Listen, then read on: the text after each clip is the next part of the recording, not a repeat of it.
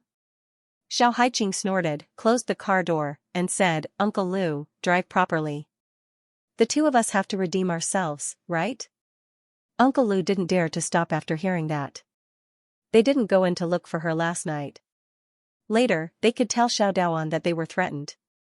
Then, they couldn't hide it anymore. The car sped, and Jiang Rong began to struggle. However, Xiao Haiqing had learned a lot of moves from Jing Yunzhao. She could beat up James when she was drunk, so how could she not deal with Jiang Rong in front of her? After a short while, Xiao Haiqing had completely restrained Jiang Rong.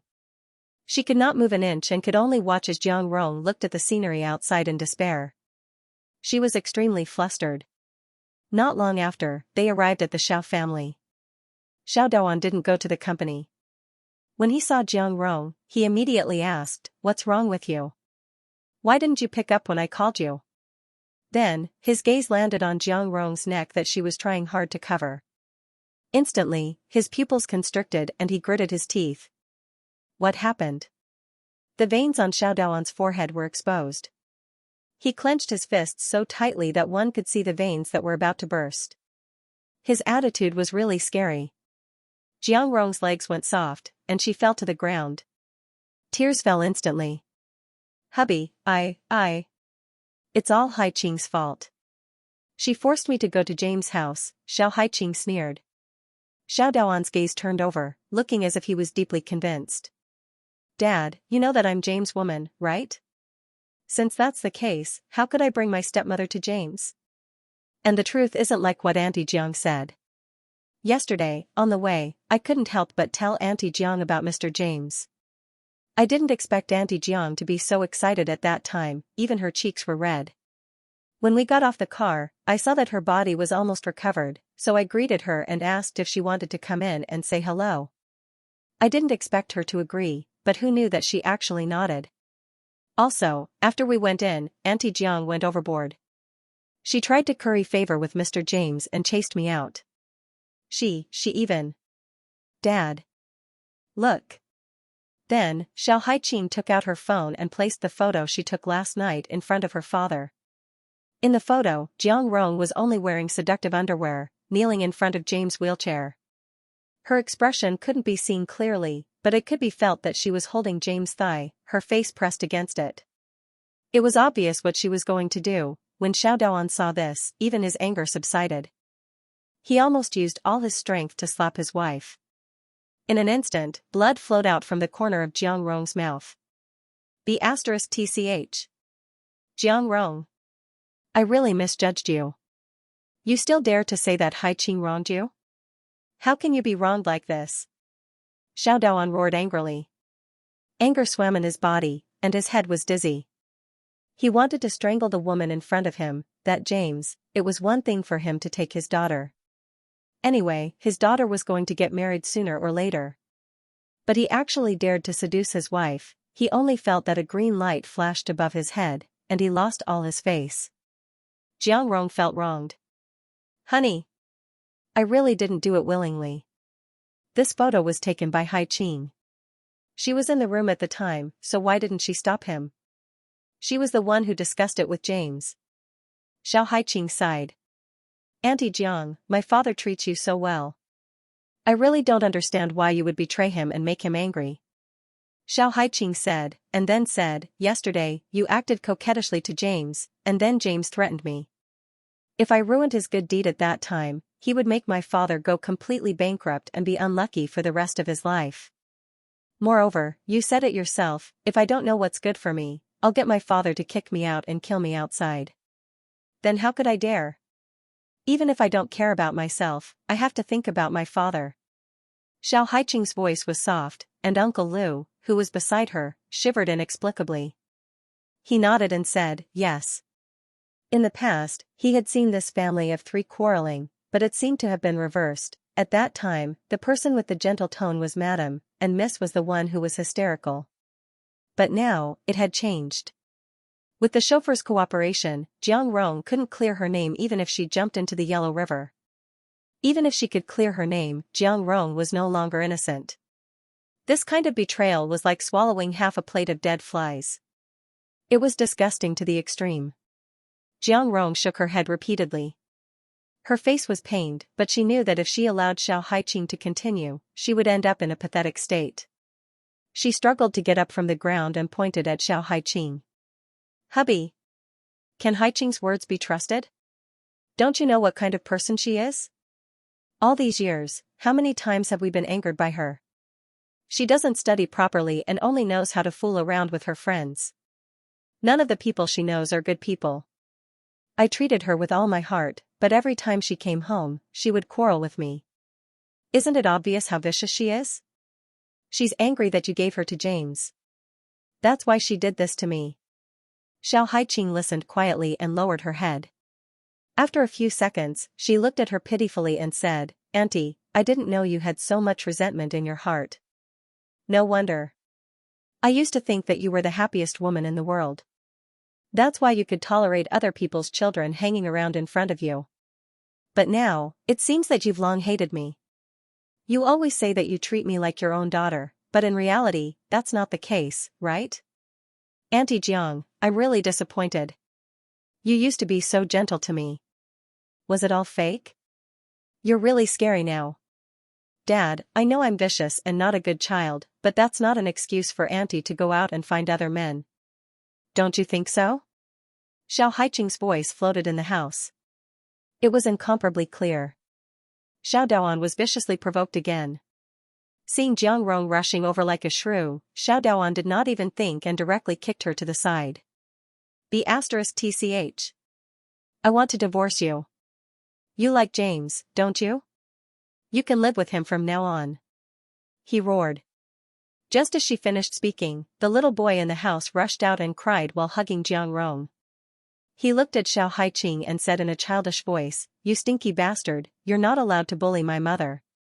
You and your mother are bad people. Go die, Xiao Haiqing raised her eyebrows. Auntie Jiang, is this how you educate your child? Xiao Haiqing said, I admit that I'm not a good person, but did my mother offend you?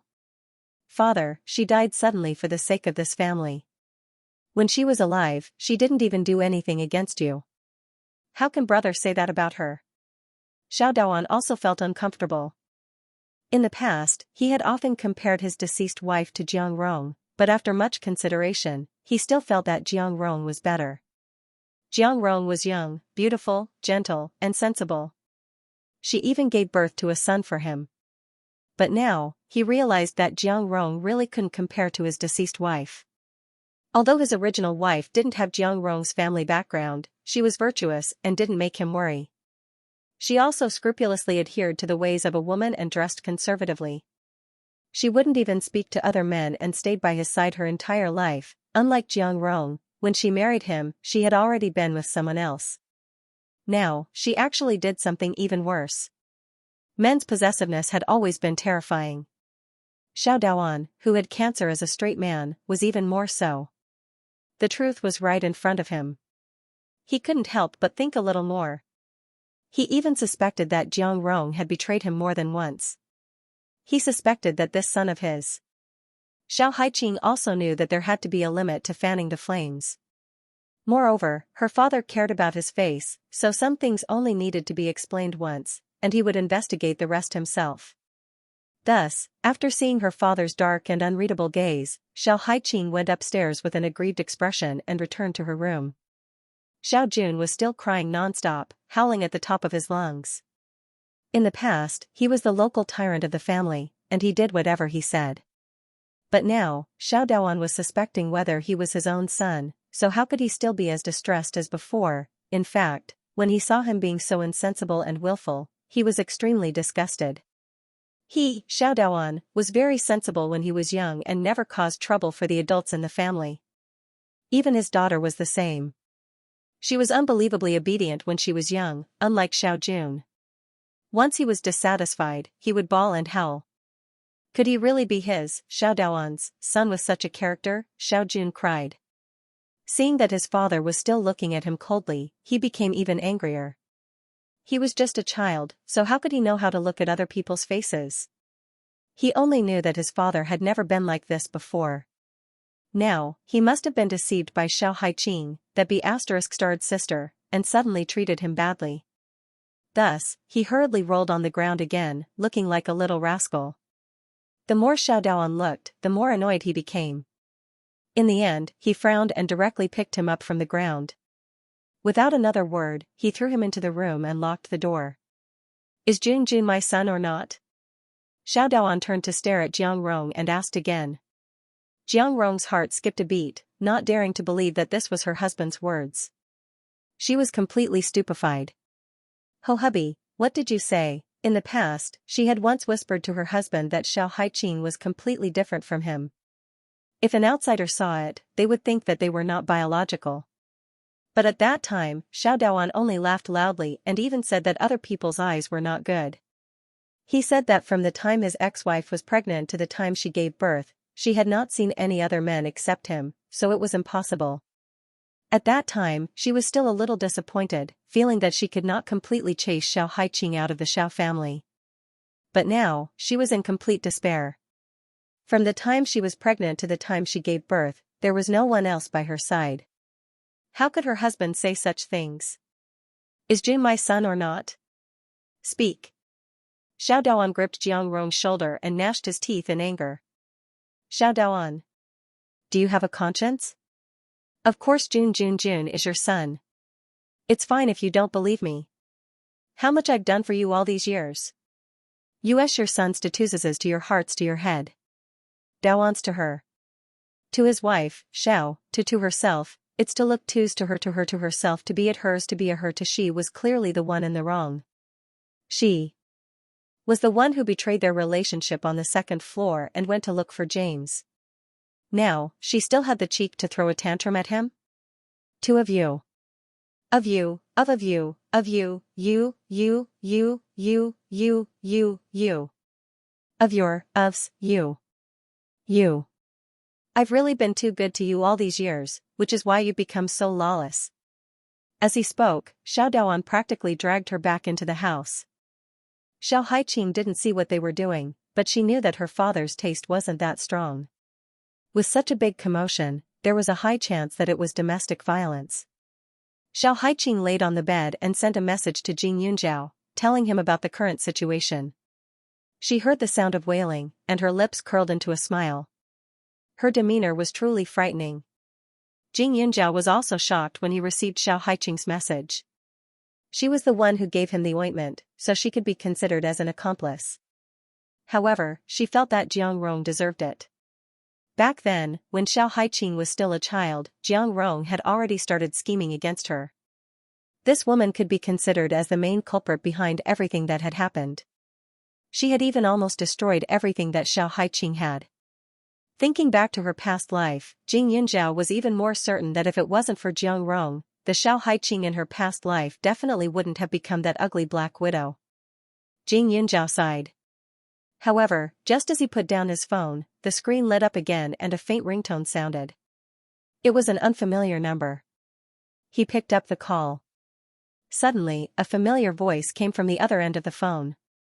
She seemed to be holding back her anger as she said, Jing Yunjiao, what did you do to us? So it's messy. Jing Yunjiao smiled. He Jiaoxi's voice was sullen and she seemed to have lost her mind. She muttered, Jing Yunjiao, don't play dumb with me. My mother and I aren't feeling well. Is it because of you? It had been a few days and she felt as if her bones were about to break. Her whole body felt very uncomfortable and her body felt stiffer by the day. Every time she turned her body, she felt as if she was moving a machine that hadn't been repaired for a long time. It was extremely uncomfortable and the only thing missing was a squeaking sound. During this period, they didn't eat anything and didn't have any medical history. It was completely the effect of Jing Yunjiao's acupuncture. They went to the hospital for a checkup but didn't find anything strange. If Western medicine didn't work, they went to a national healer. However, those old men tossed and turned for a long time and still couldn't find the cause. They only said that the qi in their body wasn't flowing smoothly. They also said something about yin deficiency or yang deficiency. They couldn't understand. When they asked if they could treat it, the other party said that they couldn't. They said that the cause was very strange and needed acupuncture. However, if there was a mistake, it could be life-threatening. She really couldn't understand. Wasn't it just a few acupuncture from Jing Yunjiao? How could it be so serious? But now she finally understood why Jing Yunjiao had said with such certainty that she would definitely come knocking on his door within a week. This B*TCH was threatening her and her mother's lives. Jing Yunjiao, say something. Are you proud of yourself now? You slut. Do you believe that I won't find someone to rape all of your friends? He Jiaoxi roared. Jing Yunjiao snorted, Miss He, do you think you can cover the sky with one hand? If you can do it, then go ahead. But I promise you that if any danger occurs to the people around me, I will blame it all on you and make you wish you were dead. Don't doubt it. After all, haven't you already experienced that feeling? To tell you the truth, other than me, no one else can cure your illness, Jing Yunzhao said. Jing Yunzhao. He Jiaoxi was so angry that her voice was undulating. After a few seconds, she said, "What do you want?" She didn't want to admit defeat. She had found many doctors, but none of them could help her. Right now, she felt as if her body was going to collapse at any moment. That kind of grinding pain was like a piece of rotten wood. She couldn't ignore it and was in a trance.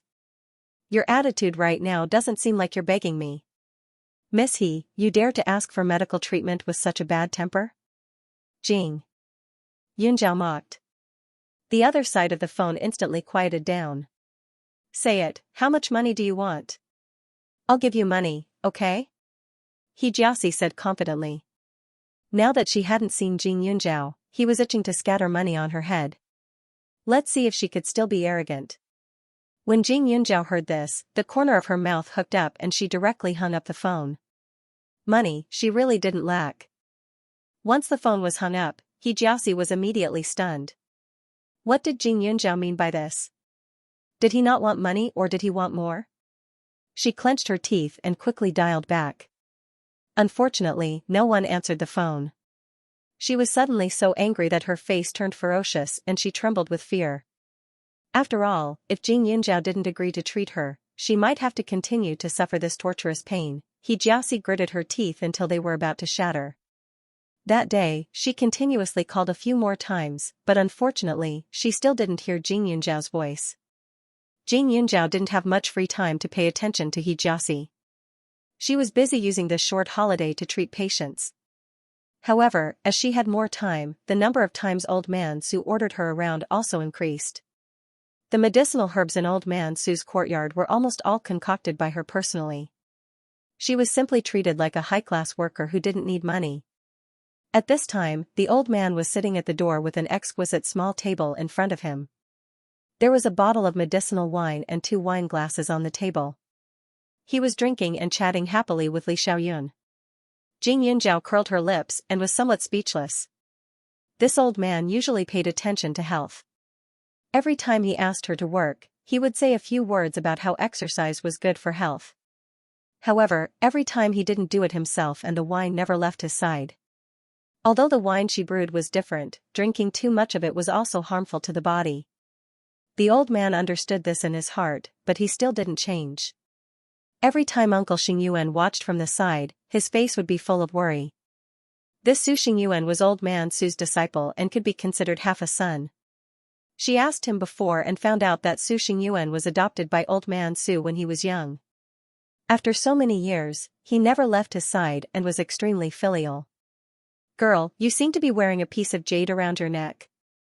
Jing Yunzhao was busy when Su Xingyuan suddenly asked. Yes, it was passed down from our ancestors, Jing Yunzhao said with a smile. The ancestor in the jade said that if she wasn't of the Jing bloodline, then she wouldn't have been able to open the space in the jade. This jade was her only connection to her biological parents. Su Xingyuan smiled and said, I remember that a long time ago, someone came to you to ask you to be their relative? Yes, but that was an impostor, Jing Yunzhao said. She rarely talked about personal matters with Old Man Su, mainly because she had brought up the issue of his children in the past. However, when the old man heard about it, he immediately became angry. Later on, she found out that the old man's only daughter had probably passed away, so he didn't like others mentioning it. Therefore, from then on, she rarely talked about private matters to prevent the old man from feeling sad. Su Xingyuan was stunned for a moment before he smiled. During that period of time, Old Master was very unhappy. Later, he called young Master Li to ask about you. After knowing that you were fine, his temper became better. When he first met Jing Yunzhao, Old Man Su asked her what her parents were called. However, at that time, Jing Yunzhao's answer was that they were orphans. After all, Yi Qin had just passed away. Because Jing Yunzhao looked similar to Old Man Su's only daughter, and because of her pitiful background, Old Man Su gave her special treatment. Jing Yunzhao was also clear about this point. After all, every time Old Man Su looked at her, he had a feeling of missing someone through her face. Uncle Xingyuan, old man Su only has one daughter, right? Jing Yunjiao asked. No. He only has 3 children. Old man Su doted on her very much. Later on, my junior sister had an accident. He was so angry that he chased his 2 sons out of the house and refused to admit that he had any sons. Jing Yunjiao was stunned, and her eyes were full of surprise. She had heard of people who didn't want their daughters, but she had never heard of people who didn't care about their sons for their daughters. However, old man Su was not a common man, and he didn't value boys over girls. It was no wonder that no one had come to look for him after living in Huaning County for so long. She often came to this small yard, but so far, the only stranger she had met here was Li Xiaoyun. Uncle. Your junior sister, who is also the old man's daughter, what exactly happened to her?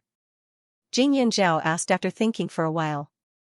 She had never been a gossipy person, but after being with old man Su for so long, she knew nothing about him. Sometimes she wanted to care about him, but she didn't know how to ask. It was really awkward. Su Xingyuan's hands paused, and a trace of memory flashed across his face. He was a little sad. Actually, we don't know either. Because the era back then was different from now, it wasn't easy to contact her. She eloped with that man. Master's eldest son acquiesced and even added fuel to the fire behind the scenes, helping the 2 of them settle down in Huaning County. However, no one knew exactly where they lived. They only wrote letters to home every week. Then, suddenly, one day, they didn't receive any letters at home. The man who was with her inexplicably returned to the capital. No matter how we asked, we couldn't get any information about junior sister's whereabouts. Master loved this daughter the most. After Xianlan disappeared, she locked herself up. Every day, she either drank or made medicine. The 2 young masters at home had no choice but to cooperate in the search. They searched for more than 10 years, but there was still no news. Perhaps Master felt that he was old and didn't have any hope, so he wanted to settle down in the place where his daughter disappeared. Maybe he would be lucky enough to meet her. After Su Xingyuan finished speaking, he looked at Jing Yunjiao. The old man originally suspected that you might be his granddaughter, but unfortunately, the age doesn't match. When his junior sister eloped with the man named Li Tianyi, there was no news of her having a child, and Li Tianyi never mentioned it when he returned to the capital. If she was pregnant after she disappeared, then she wouldn't be as old as Jing Yunjiao. Jing Yunjiao smiled as she listened to him. I wish I could have a grandfather like Elder Su. I like his weird temper, Jing Yunjiao said with a smile. I think you must have been sent by the heavens to comfort the old man. You can relieve the pain of missing his daughter. Ever since you appeared, the old man has been much more cheerful than before. Moreover, he also listens to you. Although the wine is good, it can be considered that there is a limit to it. It wasn't like this in the past. It was common for him to get drunk, Su Xingyuan said again. Jing Yunjiao pursed her lips and smiled. Seeing that the old man favored her so much, she would add another dish for the old man later. Jing Yunjiao's gaze was gentle. As she watched the sun set, she moved the dried herbs back to the warehouse bit by bit. Li Xiaoyun also had good eyesight. He didn't need old man Su to chase him away and hurriedly went forward to help. However, he only received a supercilious look from Jing Yunjiao. Not only did he follow her around every day, he even said that he was a role model and that he had to watch over her. He was obviously looking for an excuse to cheat her of the wine. The richer Jing Yunjiao's expression was, the more interested Li Xiaoyun became. His slender figure followed closely behind Jing Yunjiao. From time to time, he would lean in and say a few words. The scene looked somewhat heartwarming, but Jing Yunjiao herself didn't feel it. When the chores were almost done, an anxious sound came from the door. Jing Yunjiao opened the door and saw that it was Gan Jinchen with a dignified expression. Yunjiao, I couldn't get through to your phone, so I could only come and find you. Something happened to Grandpa, someone died from his treatment. Gan Jinchen pulled Jing Yunjiao out of the door and said anxiously. Jing Yunjiao was shocked, what's going on? Although Grandpa Gan wasn't a genius doctor, he could cure most illnesses. Even if he couldn't, he could at least alleviate the other party's condition. How could he have killed someone? Actually, I'm not too sure either. It was the people in the clinic who informed me.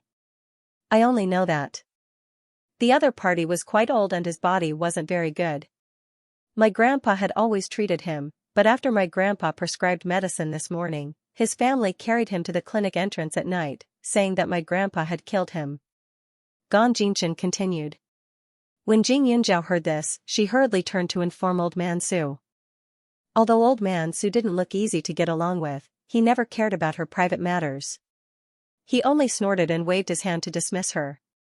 Only then did she immediately head to Grandpa Gan's clinic with Gan Jinchen. Because he Jiasi kept calling, her phone was often on silent mode, so she didn't receive any calls from Gan Jinchen.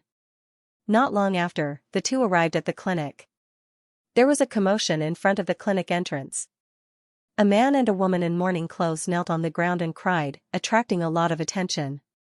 Jing Yunjiao hurriedly walked over and saw an old man lying on a stretcher on the ground. His face was stiff, motionless, and not breathing. He was indeed dead. Grandpa Gan was in the clinic and obviously hadn't encountered such a situation. He frowned and checked the medical records with a serious face. Are you Gan Songbai's grandchildren? Let him out. Just as the two were about to enter the clinic, the man shouted and wailed, a quack killed someone. Not only did he cheat my old father of so much money, he even took his life. Jing Yunjiao furrowed her brows and swept her gaze over the man. The man was about 40 years old. He was crying very hard, but there was only thunder and no rain. Not a single tear could be seen. There was also a woman squatting at the side. She seemed to be truly heartbroken, and her tears flowed unceasingly. Other than that, there was also a young man who was at a loss of what to do. He was about 17 or 18 years old, and his face was filled with silence and sorrow. Jing Yunjiao opened the door and walked in. Grandpa, what medicine did you prescribe him today? It's the same as usual. That old man is getting on in years, so his body doesn't have any major problems. However, he has a lot of minor problems, so he doesn't dare to use herbs that are too strong. He only uses those that are warm and nourishing. Grandpa Gan sighed. In fact, with the old man's health, it was fine even if he didn't take any medicine. However, for people of his age, even if he was told that he wasn't sick, he might not believe it. He might even go to other places to find some random food to eat. In order to prevent such a thing from happening, he would usually prescribe some harmless or even beneficial tonics that wouldn't harm the body at all. Jing Yunjiao took the book that recorded the illness and flipped it open. Just as the old man said, the medicine was mild and beneficial. Could it be that he grabbed the wrong medicine? Jing Yunjiao asked again. Previously, when Zhong Qing was helping out in the clinic, he had grabbed the wrong medicine and almost harmed old Dr. Chen who was working in another clinic. Fortunately, it was discovered in time. Otherwise, the consequences would have been unimaginable. Grandpa Gan shook his head again. From prescribing the medicine to grabbing the medicine, it was all done by me. I confirmed it many times, and the medicine was also brewed here. There weren't any other patients today, so I put all my attention on his medicine. There shouldn't be any mistakes. Grandpa Gan let out a sigh after he finished speaking.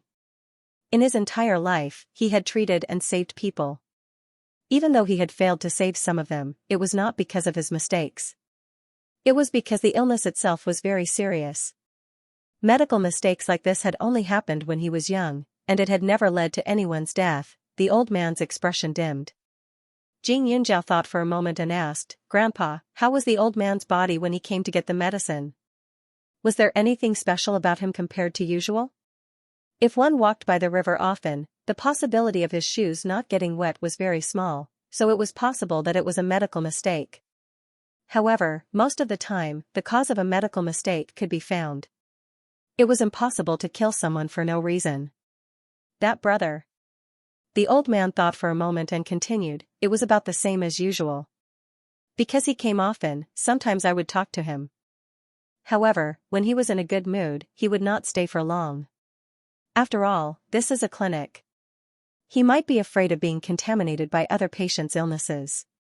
However, when he was in a bad mood, he would find a place to sit quietly.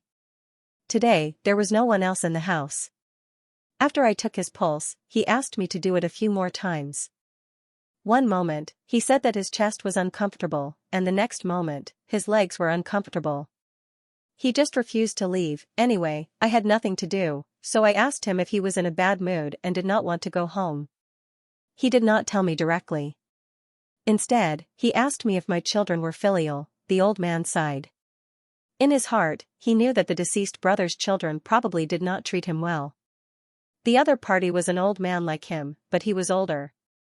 He always had a smell on him.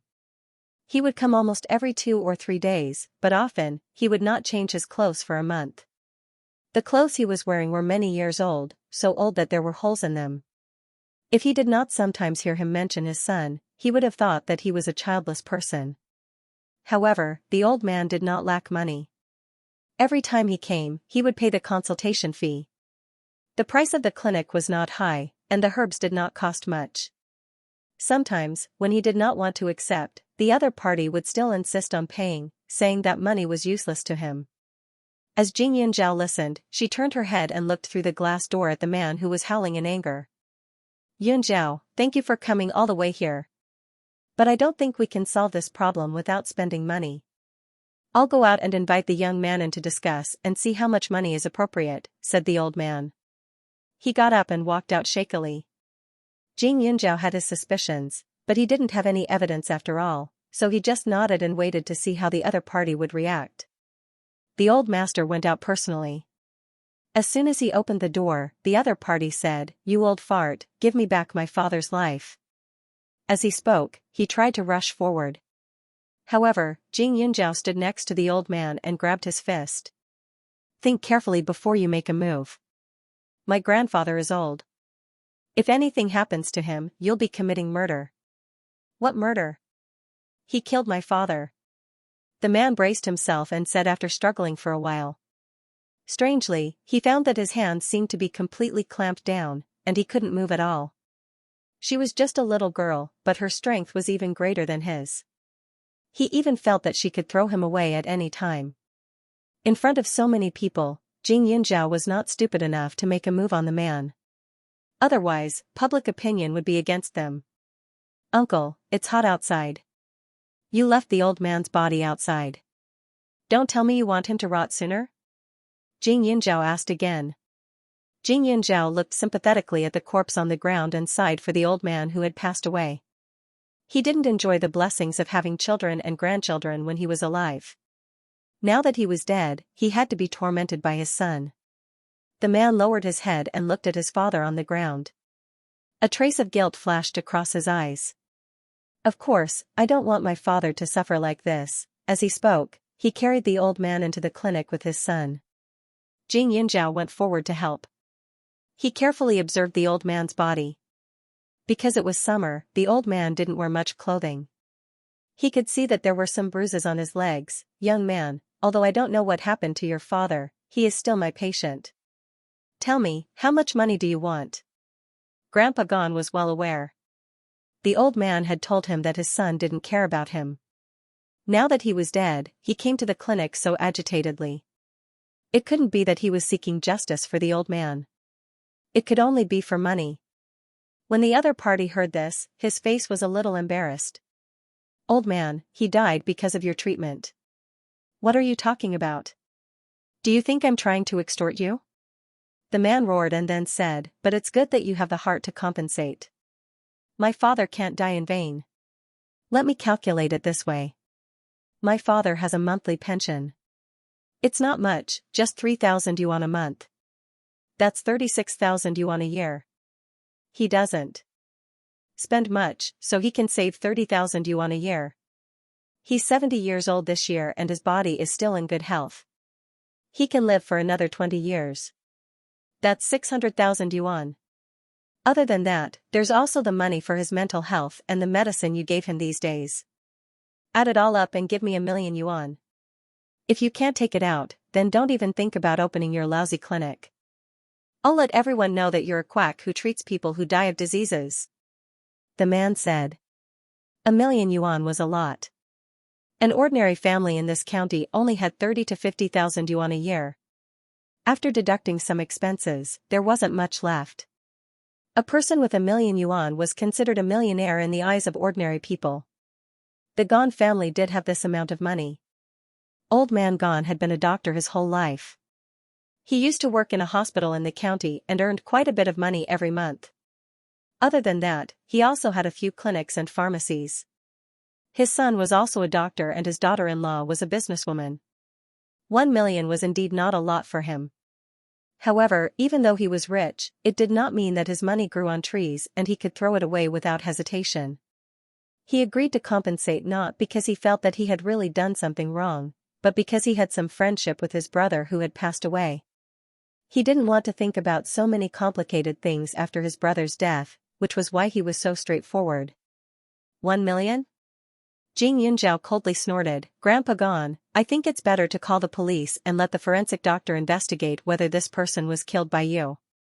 Generally speaking, if someone died, they would need to get a death appraisal report. However, the rules in this small county were not that strict.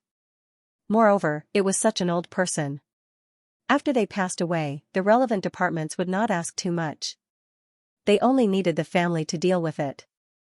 As soon as Jing Yunzhao mentioned calling the police, the man's expression changed. "No. My dad is already dead. You still won't let him go? You still want the forensic doctor to investigate? When the time comes, won't they skin my dad and break his bones? Let me tell you, if you dare to touch my dad's body, I'll fight you to the death. We definitely won't agree to call the police and let the forensic doctor investigate. My grandfather definitely doesn't want to die without a complete corpse." The boy on the side also spoke up. The atmosphere in the room instantly became tense. Everyone glared at each other, as if they were about to start a fight. "I think, Grandpa, although you can afford to pay for this, you have to see if you should. This old man who passed away looked like he had no one to take care of him. I'm afraid that his children and grandchildren are not filial at all. If this old man finds out that his children and grandchildren are using his body to cheat money, I'm afraid he won't be able to rest in peace." Jing Yunzhao interrupted the old man and spoke first. "Little girl, don't make it sound so bad. How are we cheating money?" "Your grandpa killed him," the man said immediately. The grandson was a little confused and did not know what was going on. Jing Yunzhao coldly snorted, "Even though we're not forensic doctors, we're still people who study medicine. How did this old man die? We can more or less see something fishy." She was not very sure at first and did not dare to jump to conclusions so as to avoid saying something wrong and causing more trouble. However, when she mentioned calling the police, the man's reaction was too much. The grandson beside him indeed had the intention of protecting the body. His face was filled with worry and sadness, but the man had a guilty expression. In fact, it was more than anger. There was also the woman who was crying beside the old man. Her hands were tightly clenched. It was obvious that she was very nervous. She subconsciously used a white cloth to cover the few bruises on the old man's body. When she was helping to move the body, she observed carefully and was almost certain that the old man had fallen before he died. There were some abrasions on his body and there seemed to be something wrong with his arm. Although it was just a fall, it was very likely to be fatal for an old man of his age. "Uncle, your father has some bruises on his body. He must have been pushed to the ground and fell.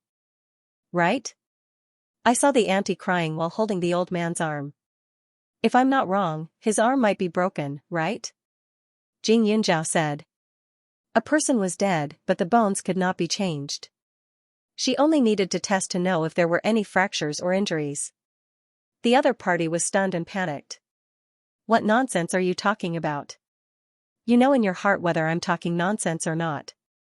Your family came here in such a big way to hide your guilt, right? When I came in, it seemed that your neighbors were also there. They were pointing at your wife, right?" Jing Yunzhao said again. When they were outside, the people around them didn't say a word. However, after they entered the clinic, some people outside looked at the woman and seemed to have some opinions. She didn't care at first, but this woman's reaction was too strange. When a daughter-in-law cries for her father-in-law, how many of them would cry like her? She was even more concerned than her husband and sadder than her son. Her legs were even soft and she looked like she couldn't stand up. Either she was really close to her husband or she was just putting on an act. If it was the former, the old man's clothes wouldn't be so shabby and dirty. As his daughter-in-law, she should clean the old man's clothes so that he wouldn't live so sloppily. If it wasn't the former, then it must be the latter.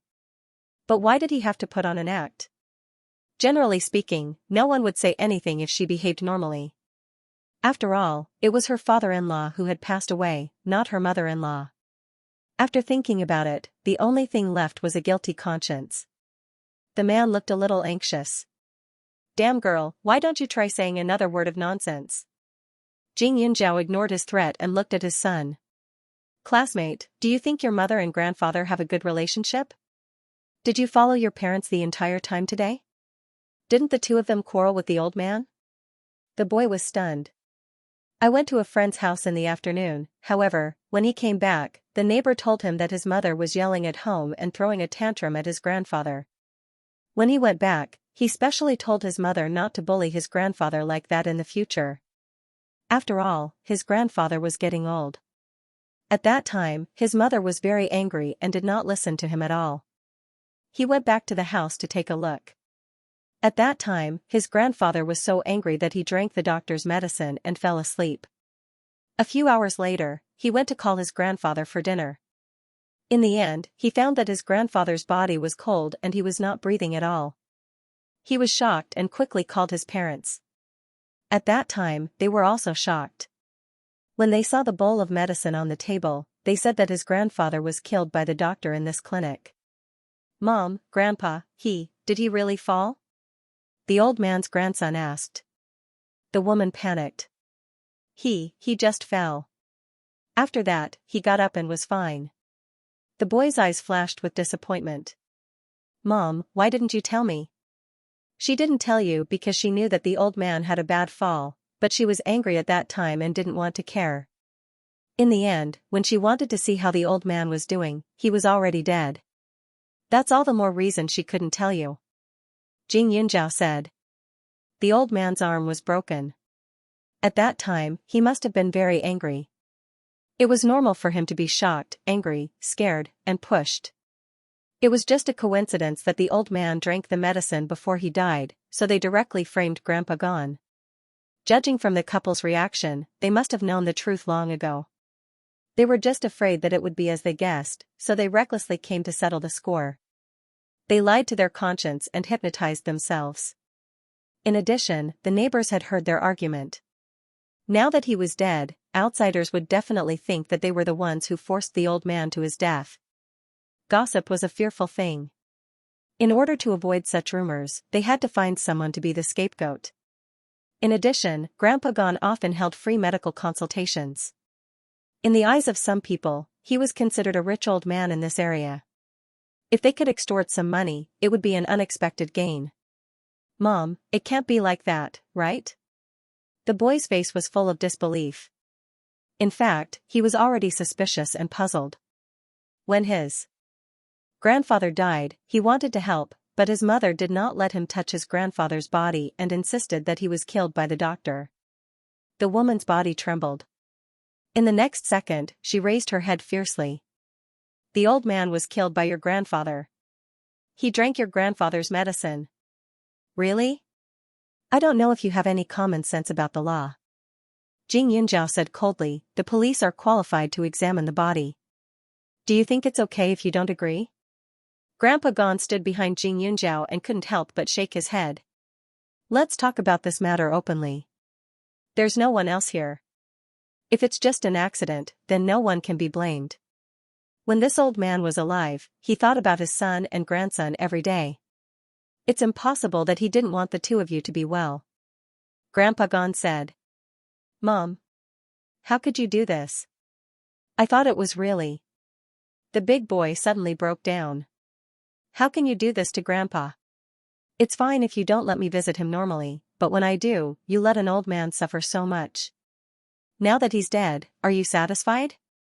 The couple's faces contorted as they glanced at the door in a panic. Son, don't listen to their nonsense.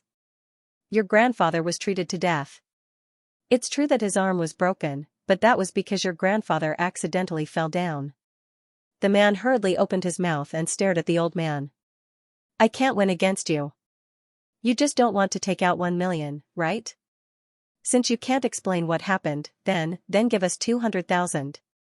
With 200,000, we'll leave immediately. It wasn't that they had to take the money, but they wanted the neighbors to see. If they couldn't get the money, then it would prove that they were in the wrong. When the time came, they would be spat to death. Grandpa Gon was kind-hearted and soft-hearted.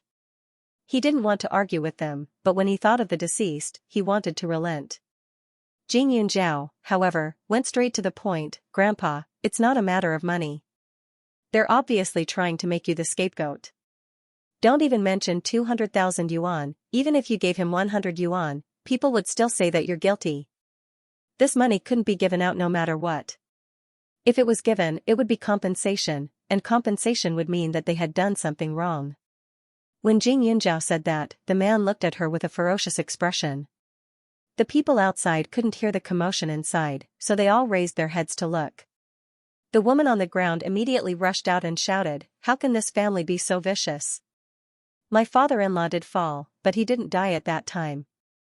Who knows if it was this quack doctor's medicine that made him pass away?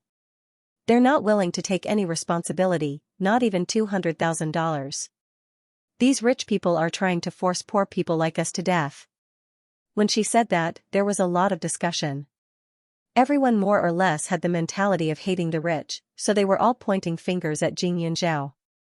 Jing Yunjiao said, "Are you trying to act shamelessly? Well then, we won't give you any leeway. We'll call the police. If it's found out that my grandfather didn't do it, don't blame us for suing you for framing him. He's a doctor. The damage to his reputation will be borne by your family." Oh right, I almost forgot. Don't underestimate the autopsy results. They might even be able to find out if he fell or was pushed by someone. If it was done by someone, even if it wasn't intentional, you'll still have to go to jail. After Jing Yunjiao said that, the woman stopped talking. Her face was full of panic, and her body was trembling. You can't call the police. If they do an autopsy, my father-in-law will die without a complete body. Jing Yunjiao looked at her coldly and made a phone call. She originally wanted to give them a chance to bury the old man properly. She didn't want to investigate whether it was an accident or not. However, the couple insisted on slandering the old man. She couldn't stand it. Seeing that Jing Yunjiao had called the police, the family immediately wanted to leave with the body. However, Jing Yunjiao's man blocked the way. The man tried to move but was pushed away and fell to the ground in a sorry state. The big boy was dumbfounded. Seeing his parents' reaction, he already knew what was going on. "Classmate, I'm sorry. It's our fault.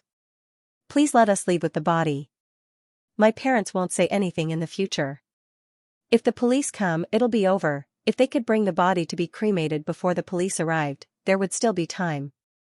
Although he had let his grandfather down, he did not want his mother to go to jail. "Yunjiao, forget it. Where it's possible to make mistakes, one should be lenient." The old man sighed behind her. It wasn't that he didn't know right from wrong, but his deceased brother definitely didn't want his son or daughter-in-law to suffer. He was already dead. Why would he want to cause trouble for his children and grandchildren? Jing Yunjiao frowned slightly. She was a little unwilling. After all, if they went back on their word and cremated the body before causing trouble, it would be difficult for them to defend themselves. "I can let them go, but you have to make them tell the truth and record it as evidence. As long as they don't cause trouble, I promise I won't leak it," Jing Yunjiao said again. When she said that, the boy breathed a sigh of relief and quickly dragged his mother over. "Mom, tell the truth. It's better to be gossiped about than to go to jail, right?" The woman glared at her. After all, they were the weak. Normally, doctors would choose to keep the peace when they encountered such a situation. However, they didn't expect to kick an iron plate. This girl wasn't normal at all. The woman stared at Jing Yunjiao, feeling extremely vexed. The man next to her was so angry that he wanted to go up and hit him, but he had already realized that Jing Yunjiao was quite strong. In addition, the police might arrive soon. By then, it would be too late for them to leave, so they could only endure it. The woman opened her mouth, wanting to say something, but she was at a loss for words. When her son saw this, his eyes turned red. "Mom. What's going on? Tell me." He had always known that his parents were not good to his grandfather. His grandfather was not good with words. In the past, he only knew that his father was neglected because of work. This caused his father to ignore him, and they had always lived separately. His grandfather lived in an old house, so there was no one to take care of him. After all, he had to go to school. If he added more time, his parents would nag, so they usually visited his grandfather once a week or two. However, because it was the holidays recently, his parents had been visiting him frequently. He originally thought that they wanted to be filial to his grandfather, but when he heard from the neighbor next door, he found out that someone wanted to buy his grandfather's old house. His parents wanted him to sell the house.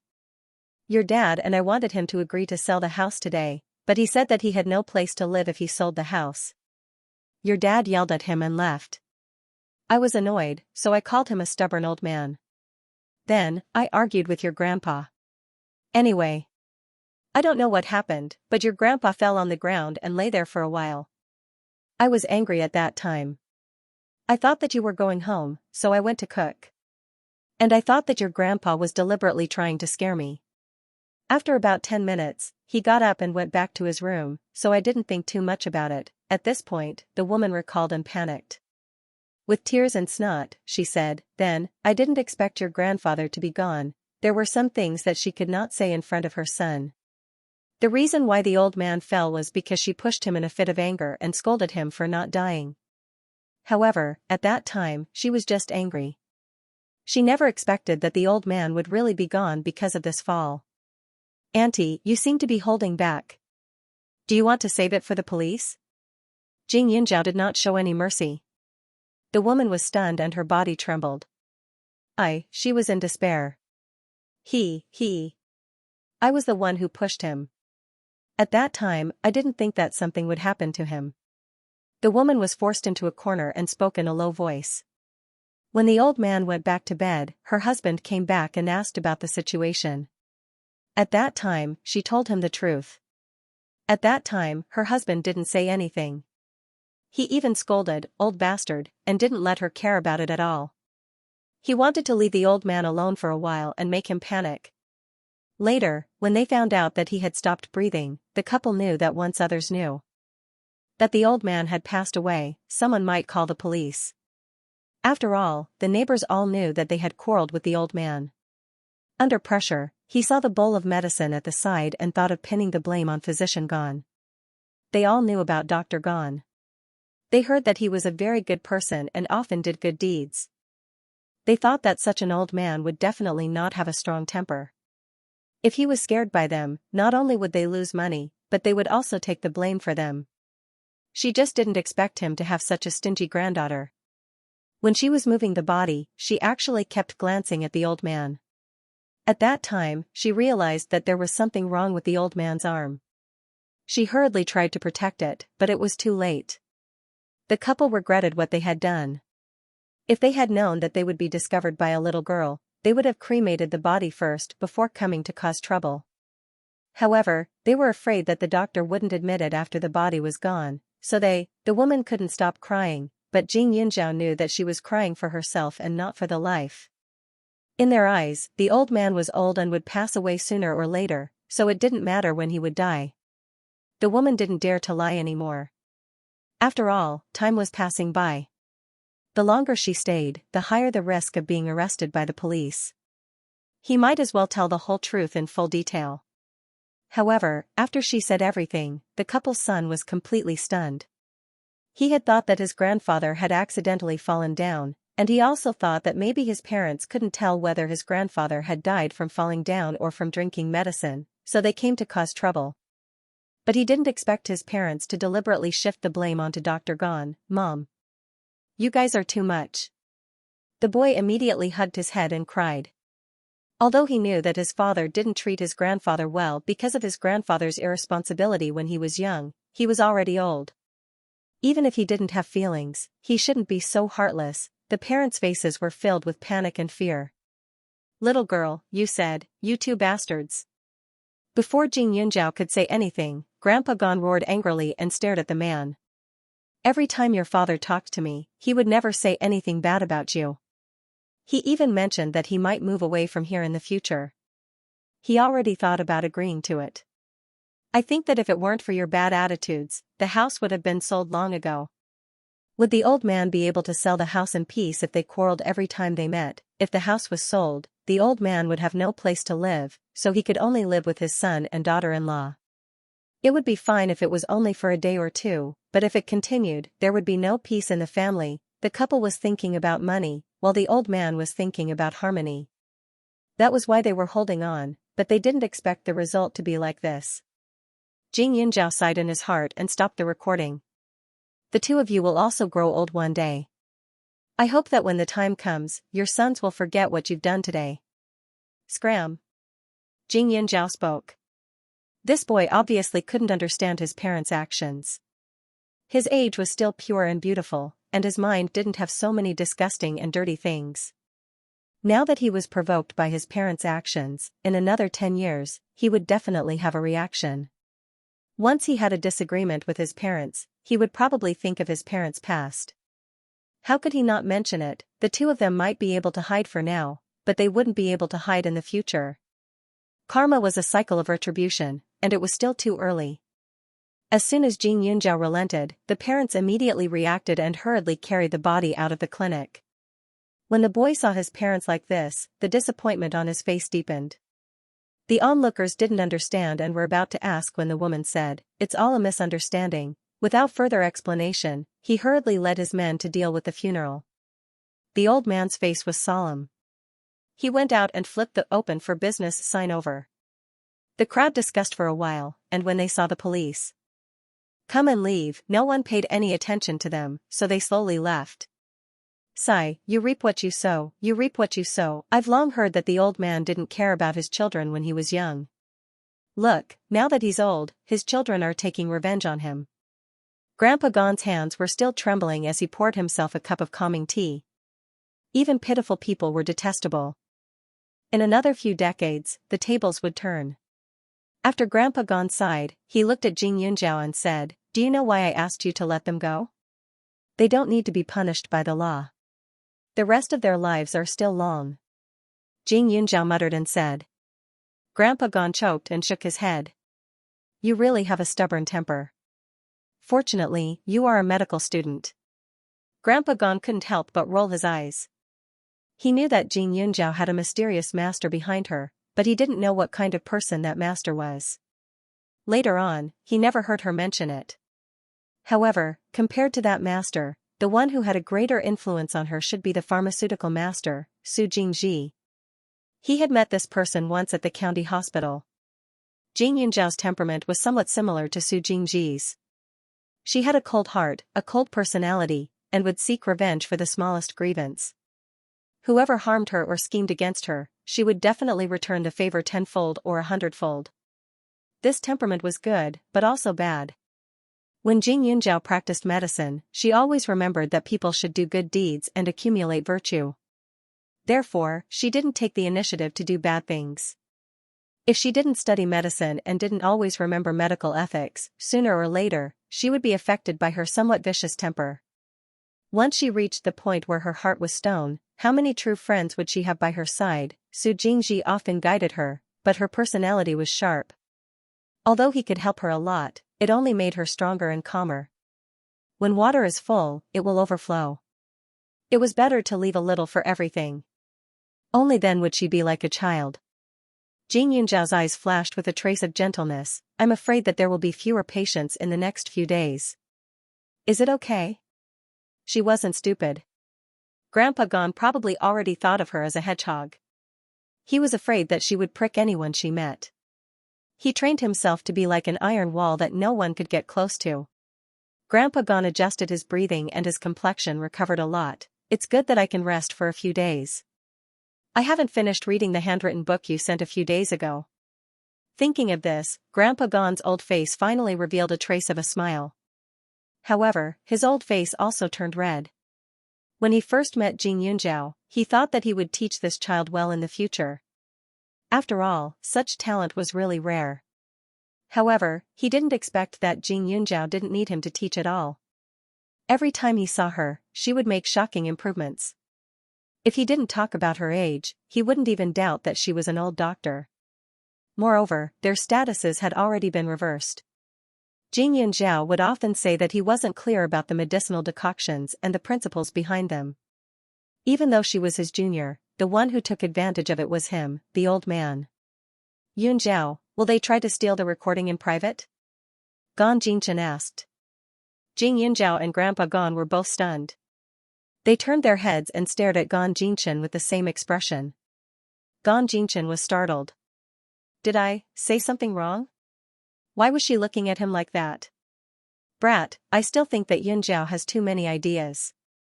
I think you have a lot too. Grandpa Gan snorted. Steal it in private? It was obvious that the parents had evil intentions but no guts. Moreover, they weren't stupid. Things like recordings could be copied. What was the point of stealing it? Why would they do something so boring? What's more, they couldn't even take care of themselves right now. To that pair of parents, the most important thing, other than immediately settling the funeral, was to win back their son's heart. Why would they come find trouble with Jing Yunjiao? Moreover, the parents' family background was ordinary. They didn't have any abilities. They knew that Jing Yunjiao had some tricks up his sleeve. Why would they bother? Gan Jingchen's face flushed red.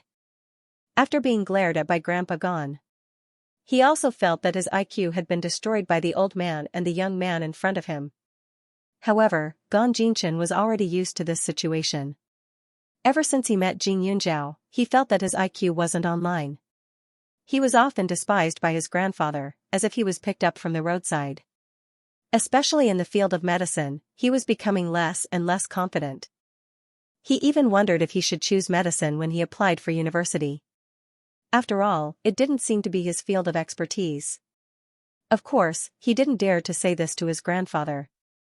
After all, Grandpa Gan always hoped that he could inherit his mantle and make the Gan family a scholarly family that practiced medicine for generations. He wanted the Gan family's descendants to be tainted with the light of medicine. Yunjiao, why can't I get through to your phone today? Gan Jingchen immediately changed the topic while helping Grandpa Gan tidy up the things in the room. It's nothing.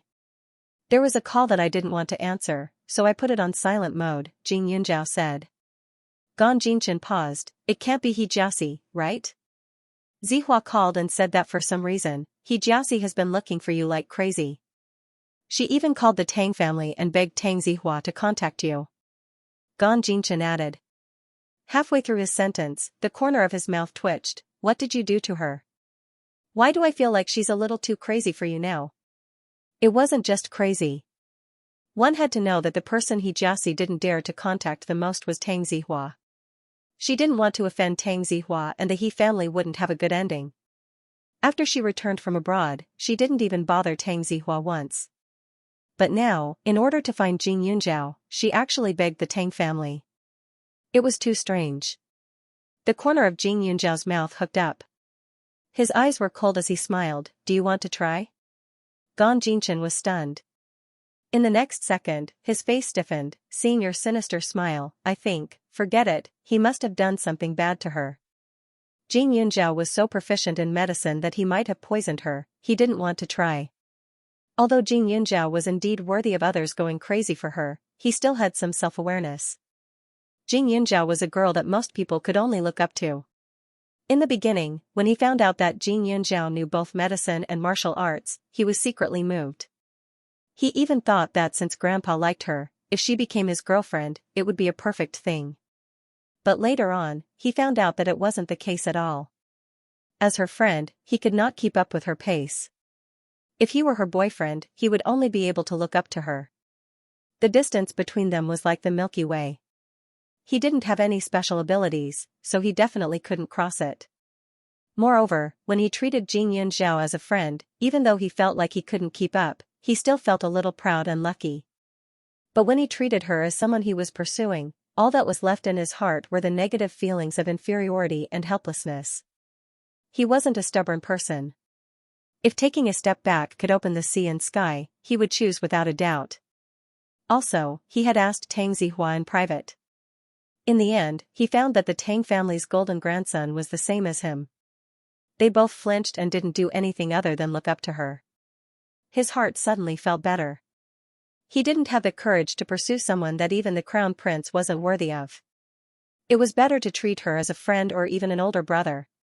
Yun Zhao, you can hide for one day, but you can't hide forever. Right now, Jiaxi can't find you, but when you go to school, she can directly stop you. Gan Jingchen said with a bright smile. Although he didn't have the maturity of an adult, he was indeed a handsome boy. No wonder so many girls in school had a crush on him. Who said I was hiding? Jing Yunjiao snorted, I just made her anxious for a little longer.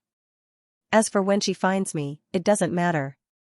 Gan Jingchen was suddenly speechless. Can you not be so confident? You're making me feel like an idiot. Gan Jingchen really wanted to crack open her head to see what was inside. Jing Yunjiao stood in front of the medicine cabinet. He had just finished checking a type of medicine when he heard Gan Jingchen's words. A mischievous smile appeared on his face. You said it yourself. Are you admitting that your IQ isn't good? I remember when someone first met me, she was very arrogant. Her body was shining so brightly that it almost blinded my eyes. At that time, Gan Jingchen didn't look sideways and looked at her with an extremely disdainful gaze. Especially when she had just moved into the district with the cousins, she hadn't seen him for a few days. He was always avoiding her and didn't pay attention to her at all. Speaking of the past, Gan Jingchen simply wanted to find a hole to crawl into. You were a famous person in school at that time. I was also deceived. Gan Jingchen laughed dryly. That Xiao Hongye really wasn't a good person. She caused everyone to think that Jing Yunjiao wasn't a good person. With those rumors, how could he think that Jing Yunjiao wasn't bad? He even wanted to ask his grandfather to chase her out, however, this couldn't be blamed on him. 3 people made a tiger. He subconsciously wanted to avoid people with bad reputations. Jing Yunjiao was delighted, as compensation. After school starts, will you help me with my class matters? That teacher Qi always wanted to enslave her. He clearly knew that she wasn't used to interacting with others, but he always made her personally collect homework from her classmates. It was simply torture. Gan Jingchen's mouth twitched. He had never seen such a person before. The students in the class were all envious of Jing Yunjiao because she had the least amount of homework. In the words of the class teacher, it was a waste of time to ask her to do all that homework. Not only that, Jing Yunjiao even had enough authority to speak in front of the teacher. She was even asked to substitute for the teacher when it was inconvenient. Although it was a little tiring, it was dazzling. In the eyes of the students, she was not only a top student, but also a god of studying. She, on the other hand, didn't like to be in the limelight. She was somewhat different from the average person. Gan Jingchen had nothing to say, so he agreed. After all, those class chores were not difficult. He was a boy, so he was more or less prideful. When there was a chance to prove himself, he would not back down. Therefore, he was very willing to help. When Old Man Gan saw that the 2 of them were so happy, his mood improved a lot. However, after a few days, the number of patients in the clinic decreased by a lot. There were also some rumors outside. However, as time passed, another rumor spread, saying that the old man who passed away died from falling to his death. Because that family didn't come to cause trouble, people slowly believed this rumor. In addition, Old Man Gan's reputation had always been good and he usually did many good deeds. Therefore, it didn't take long for everything to return to normal. As time passed, Jing Yunjiao successfully became a student preparing for the exam. Xiao Haiqing also returned from Serene City. Her entire person had changed a lot. Shuai Haiyang and James had already studied the fake wine recipe and didn't find any problems. Therefore, they had already started brewing the first batch. There wouldn't be any trouble for a period of time. Therefore, compared to them, Jiang Rong's life was more miserable. Xiao Daoan was petty and had a bad temper. The first day he found out that Jiang Rong had let him down, he beat her up and then took Xiao Jun's hair to verify their parent-child relationship. Fortunately, the results were confirmed, so Xiao Daoan's attitude improved. But even so, Jiang Rong's days were not easy. Xiao Daoan used to dote on her, but now, with Xiao Haiqing fanning the flames, he fired the nanny and Jiang Rong had to do all the housework herself. With such a wife, even if the son was confirmed to be his biological son, he still felt uncomfortable. Xiao Daoan felt that Jiang Rong did not teach her son well, so he spoke harshly to her. Jiang Rong didn't dare to get a divorce. If she did, all her efforts over the years would be for naught. Although she was still young, she couldn't be compared to those little girls in their early 20s. She had also given birth to a son. If she got a divorce because of an affair, she definitely wouldn't be able to get custody of her son. At that time, the mother and son wouldn't be able to see each other. If Xiao Daoan remarried, her son might be the next Xiao Haiqing. She was well aware of how she treated Xiao Haiqing. Xiao Haiqing was a girl and she, as a stepmother, could not even tolerate her. If another woman came, she would definitely not be able to accept her son. Therefore, she suffered bitterly.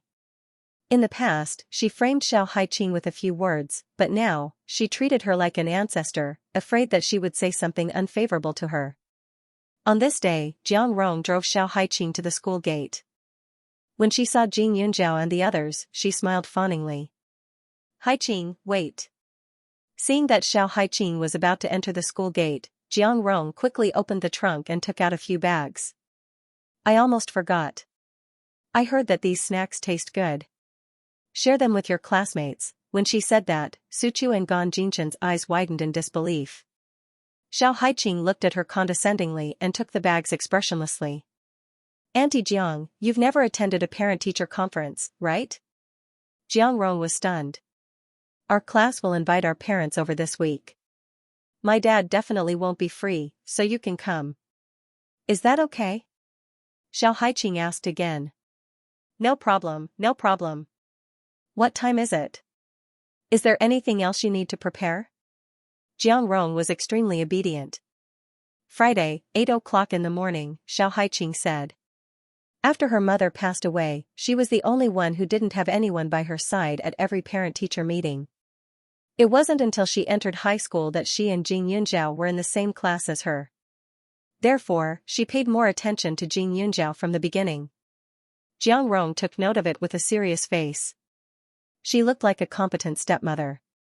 However, other than them, no one knew what Jiang Rong had done in the past. After Xiao Haiqing finished speaking, she turned around and walked towards the school with Jing Yunjiao. Only then did a smile appear on her face. Yunjiao, tell me, why was I so stupid in the past? It's really not good to go against her. Seeing her like this, I can't help but think that I should have done something unscrupulous earlier, just like her. Are you going to become twisted and evil? Jing Yunjiao's lips parted slightly and a few words floated out. Xiao Haiqing was amused. It's great to be the bad guy. No one dares to mess with you. But there's one thing that's not so good. Villains always end up being tortured in the end. With your level, you're still far from being a villain. Besides, if you're a villain, who's the main character? Jiang Rong? Do you think she has that kind of physique? Jing Yunjiao directly replied. Xiao Haiqing pursed her lips and laughed. If she was the villain, then the protagonist who could overthrow her in the future would most likely be her cheap brother, right? Maybe there would even be a big battle between the siblings. Although Xiao Jun was innocent, Jiang Rong had once treated her with a carefree attitude, so how could she not be innocent? Xiao Jun was her younger brother.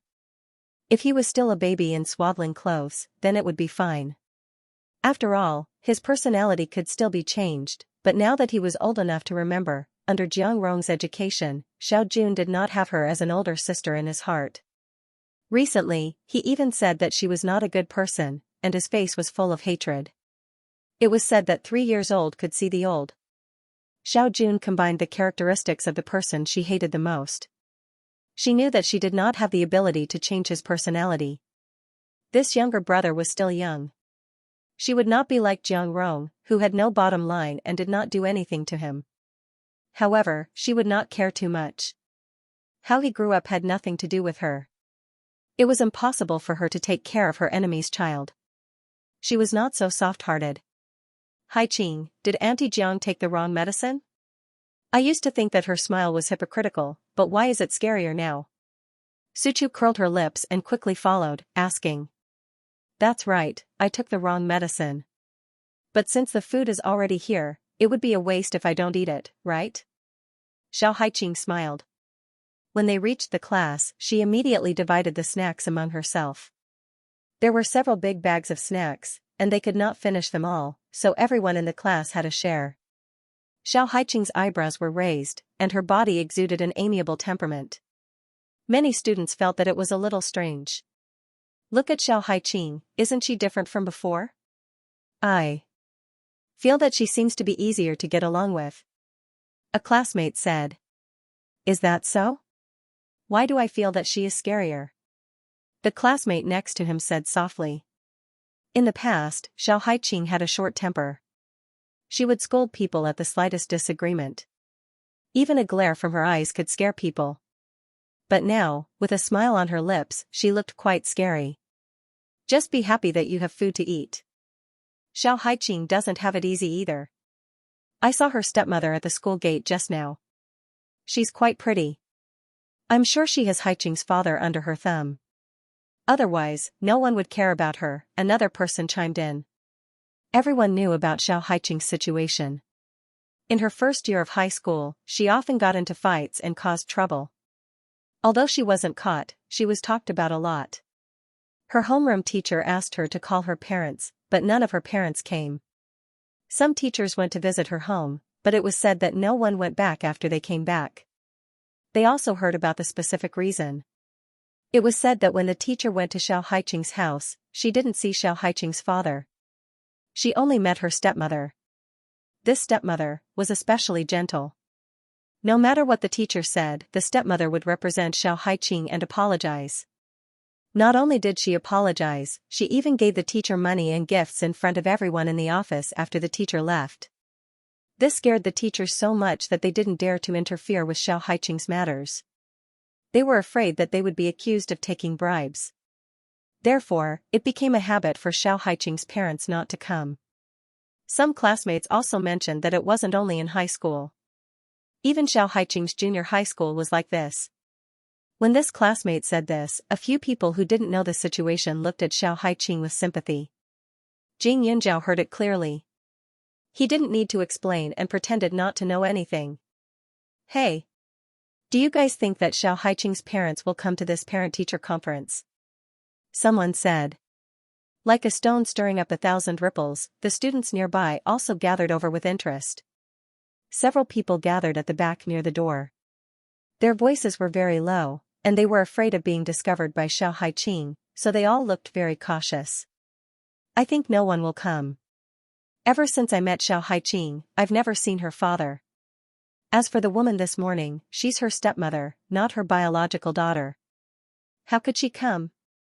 Besides, I heard that her family is in Serene City. I don't know if the sun came from the west today to send Xiao Haiqing to school. Oh right, weren't they going to transfer her to another school? I don't know why they stayed. What if they come? We're in our 3rd year of high school now. This year is very important. My mom bought the clothes today for fear of embarrassing herself. Of course your biological parents will think highly of you. Haven't you read fairy tales? A stepmother and an old witch are equals. It would be strange if they came. I don't believe it. Let's bet. If they come, you have to treat me to breakfast for a week. Let's bet. What's a week? Even a month is fine. Jing Yunjiao sat in the front, and the corner of his mouth couldn't help but twitch twice. They were indeed young and could make such a big deal out of such a small matter. Jing Yunjiao was opening a book when he seemed to hear someone looking at him from behind. The next second, someone said, Hey! Do you think Teacher Li will come to the parent-teacher conference for Jing Yunjiao? When this was said, everyone was stunned. Why? A classmate asked. Li Xiaoyun was the craziest male teacher in the entire school. Almost all of the single female teachers had set their sights on him. There were countless coincidental encounters every day, but unfortunately, this teacher Li was really not a kind person. Even if someone fell in front of him, he would definitely not give them a sideways glance. So far, no female teacher had been able to successfully have intimate contact with him. Not only the female teachers, but also the female students admired him. The students from other classes envied them the most because they could have the same PE class as the first class. Even if they were not his students, they could still look at them from afar. Of course, to the male students of Class 1, Li Xiaoyun was no different from the devil, because every time after class, they would be half-dead tired. However, although Li Xiaoyun was distant and strict, he took care of Jing Yunjiao. Not many people know about this. When I was sorting out the information for the director, I saw that Jing Yunjiao's guardian's name was written under teacher Li's name. I even asked the director about it. Guess what he said in the end? They actually said that Li Xiaoyun and Jing Yunjiao are distant relatives. A classmate replied. TSK, it must be fake. He doesn't even have parents, how can he have relatives? Immediately, someone retorted. But that's what the director said. I find it strange too, but think about it carefully. Isn't Teacher Li treating her differently? Wasn't there a female student from another class who said bad things about Jing Yunjiao behind her back? Not only was she severely reprimanded by him, but he also punished her to write a 1,000-word self-reflection letter 10 times. It's a little strange to say that. I remember that Teacher Li usually doesn't talk much, but that day, he insulted that female student as if she was worthless. That student cried until her eyes were swollen, and the female teacher next to her didn't dare to persuade her. A few people were discussing in full swing, and they were a little carried away. At first, they knew to lower their voices, but gradually, it became louder and louder. Xiao Haiqing and the others could hear it clearly. Jing Yunjiao rubbed her eyebrows and stared at Gan Jinchen. Have they handed in their homework? They seem to be quite free. Don't be like that. I also want to know. How did Li Xiaoyun become your guardian? Gan Jinchen laughed. Jing Yunjiao rolled her eyes. She was also quite curious about guardians. It was simply baffling. However, when she thought about how Li Xiaoyun taught someone a lesson for her, it was a bit funny. In fact, the other party's words weren't very fierce. At that time, she happened to pass by a girl holding a stack of books that accidentally fell to the ground. Although she was passing by, she happened to have something to do, so she didn't help and just walked over. Then, the girl complained about her. She didn't care, but she didn't expect the other party to extend the matter from her refusal to help to her upbringing. She said that students without parents were different. She had heard this kind of thing many times, so she endured it and left. However, not long after, she heard the class leader tell her that the girl was scolded. She looked from afar and saw Li Xiaoyun staring at the girl with a cold expression. He glanced at the girl from top to bottom and seemed to be saying something unpleasant. Soon, the girl started crying. She cried harder and harder until she was out of breath with tears and snot running down her face. Because she was very far away, her incredible hearing didn't work. However, it could be seen that Li Xiaoyun's tone wasn't fierce at that time. It even had a feeling of being slow and unhurried, but it was very vicious. It was simply merciless. The female teacher standing at the side was so frightened that she didn't dare to say anything. She couldn't deny that a trace of warmth flashed through her heart. It felt good to have someone stand up for her. Jing Yunjiao subconsciously pursed her lips and smiled. Her whole person looked a bit lighter.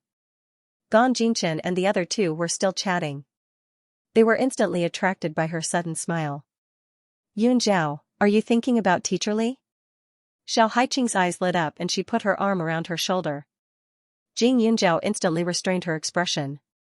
No. You refuse to admit it. Xiao Haiqing rolled her eyes and said to Gan Jinchen and Suchu, the students behind are getting more and more unrestrained. They are betting on Jing Yunjiao and me. But it is quite interesting. Why don't the three of us have a bet and guess whether Teacher Li will appear? All right. Suchu answered loudly.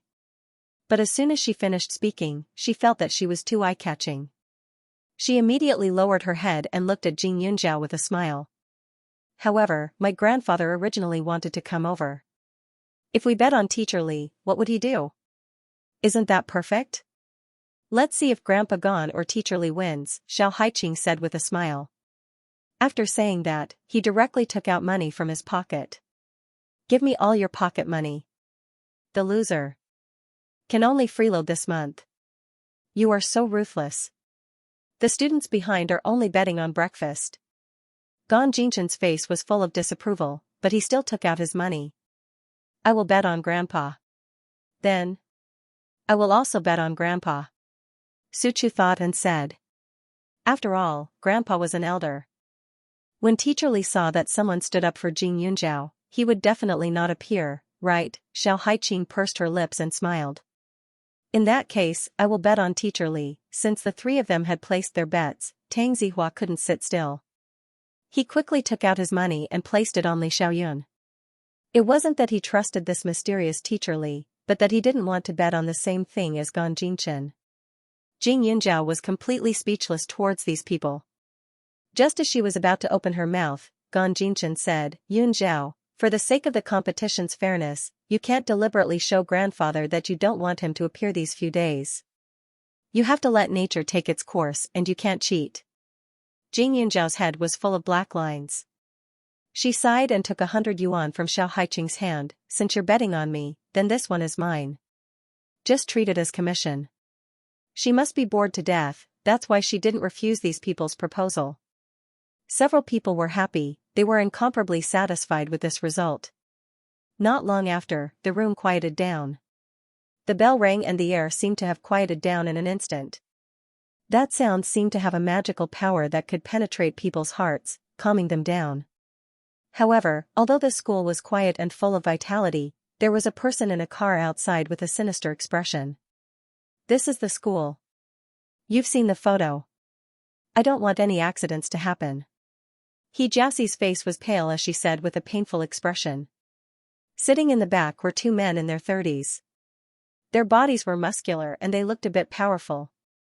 Hearing this, they nodded firmly. Don't worry, it's just a little girl. We won't make a mistake. I advise you guys not to have this kind of thought. Jiaxi suddenly scolded them. Do you think I deliberately found you guys because I have a lot of money? Jing Yunjiao is a martial artist. More than 10 of our family's guards couldn't stop her. That's right, you guys take this. Jiaxi took out 2 boxes and opened them. They were actually 2 exquisite pistols. We don't need these things, right? The 2 men suddenly said. They always felt that this miss he was insulting them. After all, the target was just a student. Even if she knew martial arts, how powerful could she be? It was fine if she repeatedly warned them, but she actually took out a gun? It's better to be prepared. But you guys remember, I only want to bring her back. You absolutely can't hurt her. Jiaxi said again. She spent a lot of effort to buy this gun from the black market. This place wasn't like other countries where the gun control wasn't strict. If it was discovered, it would be very troublesome. She actually wanted Jing Yunjiao to completely disappear from this world, but it was absolutely impossible now. She had to cure her and her mother's illness first. If it's possible, you guys better bring that Xiao Haiqing along. Jing Yunjiao's temper is fierce. If there's no one to threaten her with, I'm afraid she won't be so obedient, Jiaxi added. As he spoke, he had a pained expression on his face. His hand kept hitting his leg, and after a while, he started massaging his arm. It was as if he couldn't sit still. It was extremely uncomfortable. She had a lot of painkillers, but the pains tattoos. She had taken a lot of painkillers but the effects is effects to her. The sides to the side. To her to take. The her of she was relatively better off. Her mother was in more pain. Every day, she would cry out in pain like a madwoman. Helpless, her father even had people lock her in the house. She understood in her heart that if she didn't care about it, hers pain would definitely develop to the same level as her mother's. At that time, it would be completely over. Before that happened, she had to be cured. Jiaxi's gaze was dense. Her appearance as she stared at the school's entrance was a bit scary. The 2 martial artists impatiently twisted their necks, making caw-caw sounds. It was soon time for school to end, and the crowd flocked to the entrance. However, before leaving, Jing Yunjiao opened his phone and looked at the message. The corner of his mouth slightly hooked up. What's wrong? Xiao Haiqing felt that Jing Yunjiao's attitude wasn't right and immediately asked. Jiaxi is at the school gate, Jing Yunjiao said. She had been hiding from Jiaxi for so long. Now that she had the chance to find her, Jiaxi naturally wouldn't let it go. However, she really didn't like the feeling of being schemed against behind her back. Therefore, before entering the school, she had already asked Huazhe to send a few people to watch the school gate and carefully check all the cars. The result was obvious. Xianxia simply couldn't stand it. Now, she was in a seemingly ordinary black MPV. Other than her, there seemed to be two other people. What the hell did you do to her? Why is she so impatient to bite you and not let you go? Xiao Haiqing also heard that Xiaoxi's phone calls were like a series of life-threatening calls. She didn't stop calling every day. Tang Zihua was almost annoyed to death by her. Actually, it's nothing. It's just that her body isn't very good. She's clearly asking me to treat her illness, but she's acting like an empress dowager. Do you think I'll lower my head and let her have her way? Jing Yunjiao smiled. Xiao Haiqing raised her eyebrows. Then what about now? You mean, I'll go out first? You guys wait first. I'm afraid Xiaoxi will be anxious and make a move on you guys because she brought two people with her. It's a bit unusual, Jing Yunjiao said. With Xiaoxi's temperament, if she wanted to use force, she wouldn't only bring two people. Since she did this now, it seemed that those two people were extraordinary. She had to be on guard. Okay, then we'll wait first. How about you take my car? No matter how bold Xiaoxi is, she won't make a move on me, Tang Zihua said. Prince is really different. Xiao Haiqing hooked her lips into a smile. Alright, it would be impolite to refuse. Jing Yunjiao, do you want to come along? Tang Zihua asked. There's no need for me. I've been hiding for today and tomorrow. It's time for me to collect some interest, Jing Yunjiao said with a smile. For some reason, Tang Zihua felt that Jing Yunjiao was a little scary. Jing Yunjiao was a vengeful person. The main reason why he was tormenting Xiaoxi like this was because of the fake parents and the fact that Xiaoxi schemed against Xiao Haiqing. However, the Tang family didn't intervene in these two matters. Instead, they promised Jing Yunjiao that if Jing Yunjiao wanted to deal with the He family in the future, the Tang family would absolutely not intervene. Now that Jing Yunjiao had said so, Tang Zihua couldn't continue to insist and left with Xiao Haiqing and the others. They appeared at the school gate and directly got into the Tang family's luxurious limousine. Xiaoxi kept staring at them with a sinister gaze. Isn't the Xiao Haiqing you mentioned the one who just got on the bus? What should he do now? Do you want to follow? The person beside her asked. No, Jing Yunjiao isn't in there. Moreover, that's the Tang family's car. If anything happens to Tang Zihua, even if Jing Yunjiao cured me, I still won't have a good life. Xiaoxi gnashed her teeth. Xiao Haiqing's luck is really good. She actually didn't go with Jing Yunjiao. Now that she had no other choice, she could only use force on Jing Yunjiao. She really couldn't care so much. Her body was constantly warning her that if she didn't treat it, she would go crazy. Her gaze was like a poisonous snake staring at the place. After about 20 minutes, the crowd at the school gate gradually became sparse. Xiaoxi's eyes were about to pop out. She finally discovered Jing Yunjiao's appearance. Jing Yunjiao walked out of the school gates and glanced at the car. She then left as usual without batting an eyelid. I don't care, take a gun and force her to get in the car. Xiaoxi was extremely irritable. As soon as her voice fell, the two men impatiently got out of the car, put their hands in their pockets, and quickly walked toward Jing Yunjiao. At this moment, Jing Yunjiao also felt that something was wrong. Xiaoxi wasn't a fool. She hadn't left the crowd yet, so how could she be so impatient to make a move in the crowd? If a riot were to occur, even if she was the daughter of the He family, it would be useless. Now that the power of the media was so developed, if there was a problem in such an important place like the school gate, she would definitely have to explain it to the public. Since that was the case, why did she let the two men get out of the car? Could it be that she wanted to have a good talk with her? Xiaoxi wasn't that gentle. Jing Yunjiao's gaze swept over, her pupils shrank, and her brows slightly wrinkled. The two men hid their hands, and there seemed to be something protruding from their pockets. It was very obvious that they were hiding something. Guns? A thought flashed through Jing Yunjiao's mind. If that was the case, Xiaoxi's courage was really big. She actually wanted to force her to submit in front of so many people. It seemed that during this period of time, she had indeed been pressured quite a bit. The two men were getting closer, and Xianxia was already prepared to defend. However, at this moment, someone patted her shoulder. She turned her head to look and saw Li Xiaoyun looking over. "It's not safe to go home alone, right?" Li Xiaoyun smiled, hinting at something. The two men were stunned and subconsciously turned their heads to look inside the car. However, they couldn't see Xiaoxi's expression through the car window, so they lowered their heads and took out their phones to make a call. "What should we do?" Jing Yinzhao could hear one of the men ask. Pretending to be ignorant, Jing Yinzhao looked at Li Xiaoyun in front of her and said, "This road is indeed not safe, but since you already know, why did you still come over to say hello?" "Am I saying hello to you?" "Oh, you might have misunderstood. I'm just doing my duty to protect you." "That's what I should do, right?" Li Xiaoyun raised his eyebrows and said. Jing Yinzhao pursed her lips and smiled. "If you encounter a thug and get shot, don't blame me for implicating you." "Thugs?" Li Xiaoyun's voice was calm as he said, "It's fine. His skin is rough and his flesh is thick. Even a bullet can't penetrate it."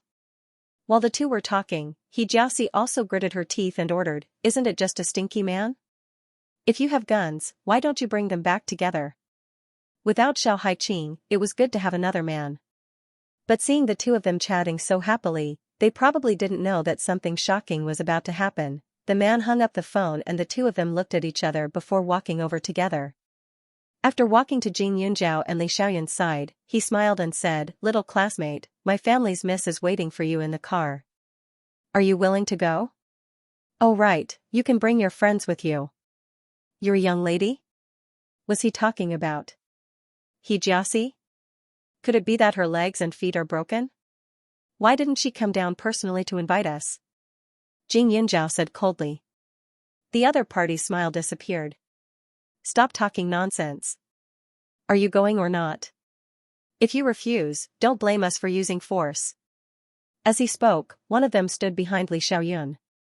He had already taken out a pistol and pointed it at Li Xiaoyun's back. Because the pistol was blocked, the people next to him didn't know what was going on.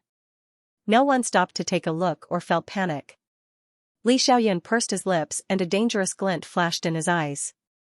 There weren't many people who dared to point a gun at him. Those who dared to do so were already dead. A gun also appeared in front of Jing Yunzhao. She glanced at it and looked at Li Xiaoyun. "You can't blame me for this." Li Xiaoyun raised his eyebrows. "What about now? Get in the car or—" It wasn't up to him to make a move or not. There were many students around. Jing Yunzhao glanced at them, shook her head, and walked toward the car. The two men were stunned for a moment. They didn't expect Jing Yunzhao to be so cooperative. However, after taking a few steps, they suddenly realized that something was wrong. Jing Yunzhao seemed to know who they were. There were so many cars parked in front of the school gate, but she actually went straight to Miss He's car. Did she see them long ago? Although they had some doubts, they were finally going to get her into the car. As for the rest, they didn't need to care too much. The two men followed Jing Yunzhao and Li Xiaoyun one after the other. They were completely relieved when they saw them get into the car. "Heh. Jing Yunzhao, do you think you can hide from me?" Xiaoxi coldly snorted, her face pale. Jing Yunzhao sneered. "Miss He, if I really wanted to hide, would you be able to find me? You just want me to treat your illness. Is there a need to spend so much effort to use a gun? You're really bold to do such illegal things." Jing Yunzhao. "You don't need to provoke me with words. Right now, it's up to me to treat your illness, not you. Those who have nothing to lose are not afraid of wearing shoes. You know very well what you did to my mother and me. If you don't treat me, then I'll make this man completely disabled. Do you believe me?" Xiaoxi's face was ferocious. Jing Yunzhao looked at her expressionlessly and took a deep breath. "If that's the case, then let's go." When Xiaoxi heard this, a trace of relief flashed across her face. She was really afraid that Jing Yunzhao would be like a stubborn donkey and wouldn't listen no matter what she said. What if she was determined not to treat her illness? It would be useless even if she crippled this man. Fortunately, Jing Yunzhao was obedient. However, she would never forgive Jing Yunzhao. As long as her illness was cured, she promised that she would make Jing Yunzhao's life worse than death. She might even send her to her death. The car drove away from the school gate. After circling around the county center, they slowly left. Jing Yunzhao turned her head and glanced at Li Xiaoyun, signaling him to get ready. However, just as she was about to make a move, Li Xiaoyun was already one step ahead of her. Almost instantaneously, he removed the gun from the person beside him and threw it out of the car window. The man roared, and in the next second, he immediately raised his hand to attack. Li Xiaoyun's expression was calm as he allowed the car to move. His hands instantly blocked the attack. His slender palm was like a sharp blade, and a gust of wind whistled through the air. The man's wrist went numb. He tried to raise his arm, but it was pinched by a force. His tendons and veins seemed to be pressed down. He couldn't move. In the blink of an eye, a black shadow flitted past. The man's palm hit the back of his head and he fainted. The sudden fight shocked everyone in the car, causing the tires to skid and the car to twist and turn. Jing Yunzhao wasn't idle either. Her speed was extremely fast, and when the other party let down their guard, she immediately snatched the gun. Her body bent forward, and with one hand, she grabbed He Jiaxi, who was sitting in the front passenger seat. The muzzle of the gun was instantly aimed at He Jiaxi's head. "Miss He, how about I send you to hell?" Jing Yunzhao's voice was cold as she deliberately tried to scare her. "How can killing be suitable for a woman?" Li Xiaoyun glanced at her. He pulled out another gun from his waist. Before He Jiaxi could speak, a bang was heard. Blood splattered everywhere. The car stopped instantly. Jing Yunzhao stared at Li Xiaoyun with her eyes wide open. Her eyes were full of shock. Jing Yunzhao was dumbfounded. She stared at Li Xiaoyun, unable to react. The driver and the two men in the car were even more shocked and completely quieted down. The air was filled with a burnt smell. It was extremely unpleasant. Jing Yunzhao retracted her hand and stared at him. "Li Xiaoyun, you brought a gun?"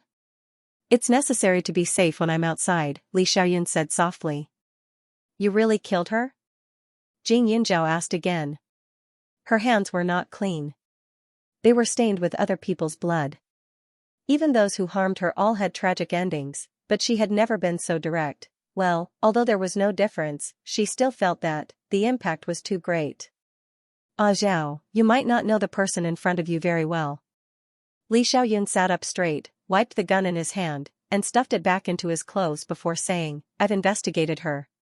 He Jiaxi, He Jili, and Han Qin's only daughter. She was spoiled since she was young and her goal was to become the future wife of your classmate, Tang Zihua. However, although she was Han Qin's only daughter, she had several half-sisters. 2 of them died. Do you know how they died?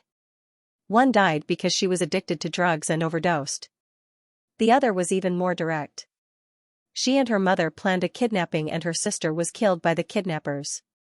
This doesn't include the fact that she and Han Qin found fake parents for you. You didn't give her a chance to do anything to you. Otherwise, she would have thought of ways to make you disappear from this world," Li Xiaoyun said again. After Li Xiaoyun finished speaking, he pulled Jing Yunzhao's hand over and wiped the blood on her hand. "But how do we deal with the body?" Jing Yunzhao was silent for a while before asking. Li Xiaoyun's lips curled and his eyes flashed. "The body? Ah Zhao, you can choose for yourself. You can find a place to bury her now, or you can leave her half dead." "What do you mean?" "No. Didn't you just shoot her and kill her?" "He's not dead?" The corner of Jing Yunzhao's mouth twitched as he turned to take a closer look. Her position was directly behind He Jiaxi. Just now, she had only stepped forward to clamp down on He Jiaxi, so she couldn't see the other party. Li Xiaoyun, on the other hand, was at an oblique angle, so when he opened fire, she subconsciously thought it was a headshot. But looking at it now, that wasn't the case at all. Because He Jiaxi's struggle just now gave Li Xiaoyun an opportunity, the bullet pierced through the side of her chest. Although it was true that blood was gushing out, there was still a heartbeat. "I just wanted to tell you that if you want to fight, I can help you," Li Xiaoyun added. Jing Yunzhao's mouth twitched. He was speechless. But now, Jing Yunzhao could be sure that Li Xiaoyun really had the intention to kill He Jiaxi. He didn't even care about dealing with the aftermath. How are you going to explain this later? The bullet is still in her body. As long as the police do a comparison, they will know that the bullet in her body doesn't match He Jiaxi's gun, Jing Yunzhao said. Don't worry about that. But if she goes to the hospital later, I'm afraid she will really be buried, Li Xiaoyun said. The driver trembled. Jing Yunzhao directly said, go back the way you came and take her to the hospital. As soon as his voice fell, the car instantly turned around. The other two people in the car looked at each other. One of them still had some numbness in his hand. Just drop us off on the way, Li Xiaoyun said. As Li Xiaoyun spoke, he glanced at the two people. A light snort came from his throat, and his eyes were full of contempt. Jing Yunzhao said, how are you going to pay for pointing a gun at us just now? Do you want me to cripple your hands and feet or accompany He Jiaxi to the hospital to sleep for a while? The two of them were martial artists. Although their martial arts weren't as good as hers and Li Xiaoyun's, they were still pretty good. Every move they made was quite lethal. If their hands and feet were crippled, it would be difficult for them to practice martial arts in the future. Miss Jing. We had eyes but failed to recognize MT Tai. We hope you can be merciful. The two of them immediately said. Just now, when He Jiaxi told them that Jing Yunzhao's ability was extraordinary, they didn't believe it. They didn't expect the other party's martial arts to be so high. Not only did he snatch the gun from their hands with his bare hands, but he also seemed to be proficient in acupuncture points and joints. Every attack was aimed at the weakest part of the body. They couldn't resist at all. If they had known earlier, they wouldn't have foolishly come here to die. They thought that the opponent was a little girl and would be easy to deal with. They didn't expect that they would be the ones at a disadvantage. Jing Yunzhao coldly snorted and remained unmoved. Be merciful? Just now, they didn't look like they wanted to be merciful. Miss Jing. The two of them were so anxious that they were sweating profusely. However, before they could finish speaking, Jing Yunzhao had already made his move. Caw-caw sounds could be heard. Suddenly, only the sound of the two of them holding their arms and shouting could be heard. Just a small punishment and a big warning, Jing Yunzhao said. After he finished speaking, the car stopped. Jing Yunzhao and Li Xiaoyun both got out of the car. This was the center of the county, so the two of them simply went to eat dinner. Although Jing Yunzhao only dislocated the other party's arms, there would be repercussions. In the future, if the two of them were to use too much strength or angle, their arms would be easily dislocated. For two people who practiced martial arts, this was a fatal weakness. After Li Xiaoyun got out of the car, he made a phone call in front of Jing Yunzhao. When Jing Yunzhao heard the contents of the phone call, he knew that no one would pursue the matter of the fight just now. Although he sighed in relief, at the same time, he stared at Li Xiaoyun with an indescribable feeling. Sure enough, he was the young master of a wealthy family. How powerful must his background be to have the ability to shoot and injure someone, yet no one pursued the matter. However, Jing Yunzhao was also clear that in this world, there were many people like Li Xiaoyun who could stay out of this. The higher one's position, the more convenience they could enjoy. Otherwise, why would there be so many people desperately swimming upstream? Looking at Jing Yunzhao's thoughtful expression, Li Xiaoyun's lips curled into a smile. At this time, the driver hurriedly sent He Jiaxi to the hospital. At the same time, he also called He Jiaxi's parents to inform them. However, her mother, Han Qin, was not feeling well. Every day, she yelled and screamed and was locked up by He Jili. Moreover, He Jili was already somewhat impatient with his daughter. He had many children, so he didn't lack one. However, she was still a child that she had doted on for so many years. Although she felt depressed, she still rushed over in the middle of the night. He Jiaxi's injury was extremely critical. If the gunshot wound was just a little bit more serious, then even a god would not be able to save her. However, when he saw his daughter and the two bodyguards she hired in such a sorry state, He Jili's expression became extremely ugly. After he suppressed his anger and asked clearly about the situation, he glanced at his daughter who had just been rescued and said to his secretary, "Go and prepare a generous gift." "Mr. He?" The secretary was puzzled. "Is it for Elder Tang?" "Miss, he was bullied like this." Mr. He should be looking for Elder Tang for help, right? He geely glanced at the secretary and said, choose something that little girls like. Don't worry about the price. Just put it on my account. When he said this, the secretary and others were stunned. A gift suitable for little girls? Does that mean this thing is for the female classmate who went against Miss He? He Geely's face was solemn. Seeing that his secretary was still suspicious, he frowned and scolded him, telling him to hurry up and do it. He had seen Jing Yunjiao once, and it was an unforgettable sight. At that time, his daughter had given the Xiao family's daughter to James, but Jing Yunjiao had ignored the police dogs and the He family's identity and barged in like a god of death. Not only was he violent, but he also gave people a feeling that they could not resist. Even though his He family wasn't as glorious as before, but a starving camel is still bigger than a horse. Their days were still pretty good. Usually, no one would dare to yell at him or treat him violently. Thus, when Jing Yunjiao barged into the He family, he was both angry and angry. Naturally, he wanted to teach her a lesson, but before he could do anything, his wife and daughter had already started cursing Jing Yunjiao like crazy. His wife was the scariest. She didn't have any scars on her body, but she kept taking painkillers every day. Now, he had no choice but to lock her up. Looking at her crying and in pain every day, he felt fear for the first time. He had seen what Jing Yunjiao did to his wife with his own eyes. He had only used a silver needle to prick her a few times, but he did not expect the result to be like this. It reminded him of the rumors about Jing Yunjiao. Ning City was only so big, and many people had told him that Jing Yunjiao was a real miracle doctor. Although he did not believe it, there were many people who said it, so it could not be a groundless rumor. Therefore, he had kept silent during this time and did not find trouble with Jing Yunjiao. However, he could tolerate it, but his daughter could not. Originally, he wanted to stop Jing Yunjiao, but he was curious about Jing Yunjiao's abilities, so he decided to wait and see. He did not expect that Jing Yunjiao was more powerful than he had imagined. With countless medical skills, he was destined not to be an ordinary person. In addition, he had young Master Li by his side. He definitely could not provoke him. The secretary prepared a generous gift overnight. The next morning, He Jili was already waiting at the school gate. When she saw Jing Yunjiao, she didn't say a word and walked over with her bags full of gifts. With a polite and flattering smile, she greeted, Miss Jing. Jing Yunjiao stopped in his tracks. He Jili was a dissolute person who didn't do his job properly. When he was young, he was a typical second-generation heir.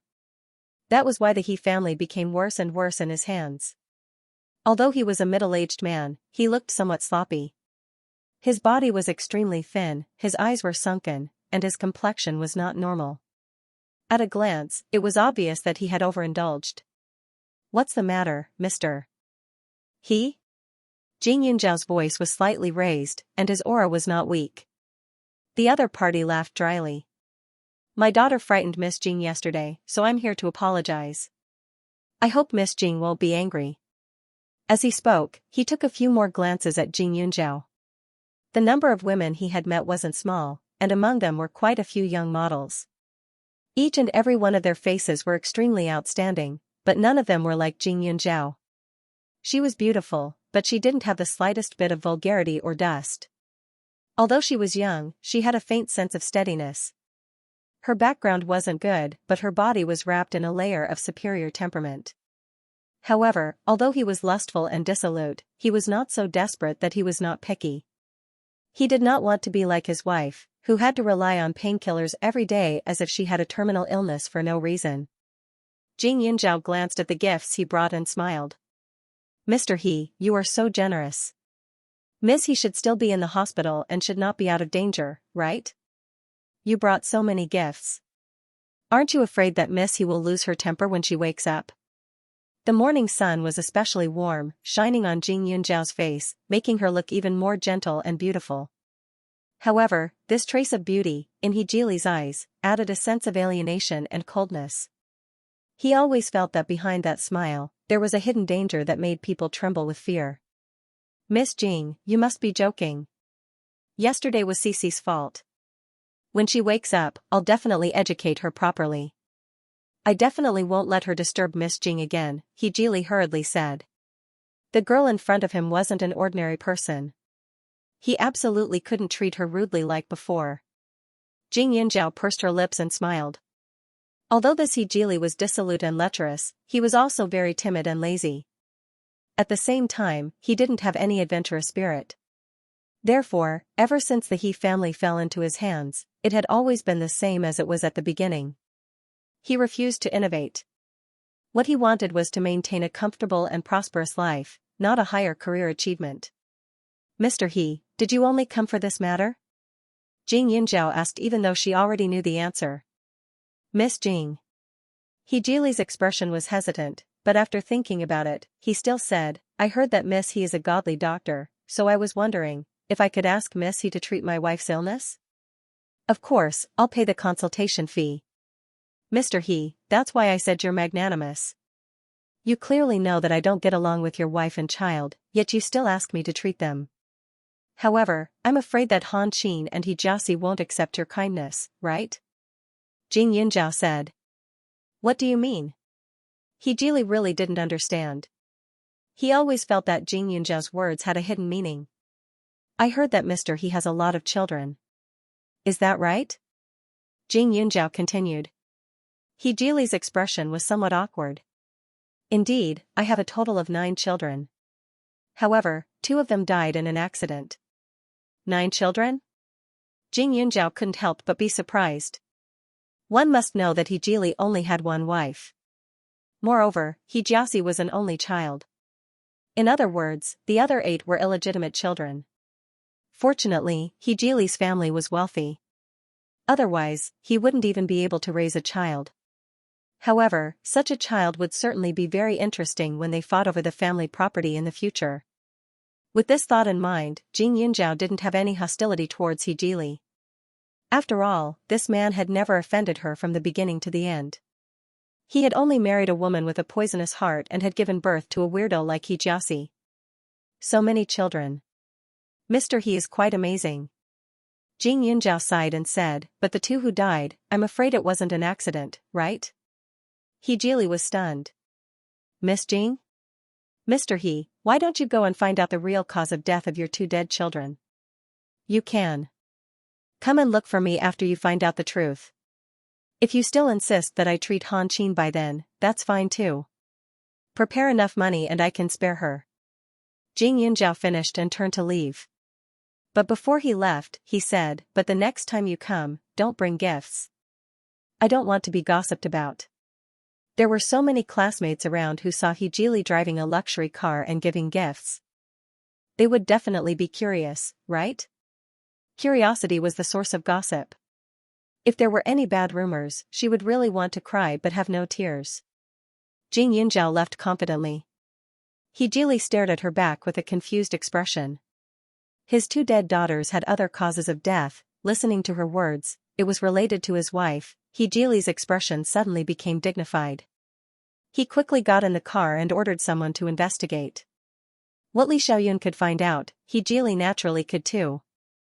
Even if he couldn't, as long as Li Xiaoyun helped him reveal some clues, He Jili would naturally be able to find the root of the problem. The reason why Han Qin and He Jiaxi dared to kill the 2 illegitimate daughters was definitely not as simple as they couldn't stand it. It was more likely that they were a threat to their positions. When the 2 daughters died one after another, He Jili didn't think too much about it. But now that he had the heart to investigate, sure enough, within a few days, the matter was clearly laid out in front of him. The one who died of drug addiction was his 3rd daughter. That child was the most well-behaved and the most beautiful when she was young. His 3rd daughter's mother was a very gentle, sensible, and weak woman, so he was quite fond of both mother and daughter. But when he found out that his daughter died of drug addiction, he was greatly disappointed because he really couldn't believe that the perfect daughter in his heart was actually addicted to drugs. Apart from being sad, he also felt that he was deceived, so he didn't even pay attention to his daughter's mother. But now that he investigated, he found out that his 3rd daughter didn't lie to him. The reason she got addicted to drugs was actually He Jiaxi's doing. He Jiaxi deliberately invited the children home to celebrate her birthday. At that time, she tricked his 3rd daughter into taking a lot of drugs. His third daughter was simple and naive, so she didn't realize it. It was also because she took too much that she completely left this world. He was suddenly shocked because in his heart, although this daughter of his, Xianxia, was a bit willful and arrogant, she wouldn't go so far as to kill her own sister. His daughter killed her, but it was under Han Qin's instructions. Even the drugs were obtained by Han Qin through her own channels. As for the reason, he thought about it and recalled that during the period before his third daughter died, he slept at his third daughter's mother's place almost every night. Every time he went home, he was very dissatisfied with Han Qin, thinking that she wasn't gentle and sensible enough. At that time, he even thought that it would be great if he could marry a woman like his third daughter's mother. He even bought a necklace that his wife had long taken a fancy to and gave it to that woman. He's heart trembled as he continued to look at another stack of information. Fourth daughter, her mother was a woman with an extremely strong personality. She had been tricked into bed by him. After giving birth, she had committed suicide. He felt very guilty, so he treated his fourth daughter very well. No matter what she wanted, he would satisfy her as a father. At that time, his daughter fell in love with Tang Zihua, and he was unhappy about it. He thought that Xiaxia might not be able to marry into the Tang family in the future. Instead of letting Xiaxi's mistake benefit someone else, he might as well let his fourth daughter cultivate a relationship with Tang Zihua. Therefore, he asked Xiaxia to bring his fourth daughter along when she met Tang Zihua. Then, he was kidnapped. At that time, Xiaxia had also been kidnapped. The kidnappers had demanded 300 million. At that time, he had called the police, but the strange thing was that they could not find the kidnappers at all. The kidnappers knew for no reason that they had called the police, so they did not contact them again and directly killed Xiaxia. However, Xiaxia survived. She said that her fourth daughter had helped her escape, so she was lucky enough to return home. Because her daughter had suffered a great shock at that time, even if there were some loopholes in her words, no one thought too much about it. After all, who would have thought that the mother and daughter had come up with the kidnapping themselves? He was completely dumbfounded. Both of his daughters had died. He had thought that it was an accident, but he did not expect the truth to be so shocking. He stared blankly at the information for a long time in silence. A few hours later, he walked with heavy footsteps toward his wife's house. His wife, Han Qin, was lying on the bed with a pale face. It was obvious that the painkillers had taken effect and she could finally relax for a while. When the nanny who was taking care of her saw He, she immediately left the room and closed the door. "Hubby, how's Cici?" Han Qin asked tiredly. "Pretty good." He's face was gloomy. "That's good." Han Qin breathed a sigh of relief, but in the next second, her face flashed with a trace of malevolence. "Jing Yunzhao, that bitch, actually dared to be so heavy-handed on my daughter and almost killed Cici. I definitely won't let her off." "Hubby, you still haven't found a doctor who can treat me?" "Seriously, you said they were all famous doctors, but I think they're all idiots." Hearing Han Qin's voice, he felt goosebumps all over his body. This was the person who slept with him, but he didn't expect her to be so vicious. The reason why he liked to find women was because in his eyes, women were all made of water. They were soft and boneless, shy and charming, and extremely clean, unlike men who were vulgar and dirty. Although he knew that his wife had a bad temper and was jealous, he always thought that it was just a woman's temper, but he didn't expect that jealousy would be enough to make her kill. If it was someone else, it would be fine, but she killed He's most precious child. "Why are you staring at me?" Han Qin asked again.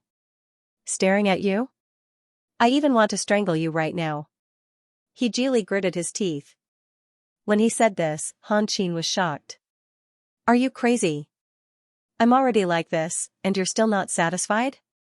It's fine if you can't find a good doctor, but why are you getting angry at me? I'm the one who's suffering now. I think you deserve it. If you didn't use her parents as an excuse, would Jing Yunzhao have dealt with you?" He was so angry that he wanted to hit her. When he said this, Han Qin was about to go crazy. However, her hands and feet were fixed to the bed, so she could only speak. "I did this for our Cici. If it wasn't for Jing Yunzhao and that bitch called Xianxia, would our Cici be despised by the Tang family? What's wrong with me taking revenge on her? What did I do wrong?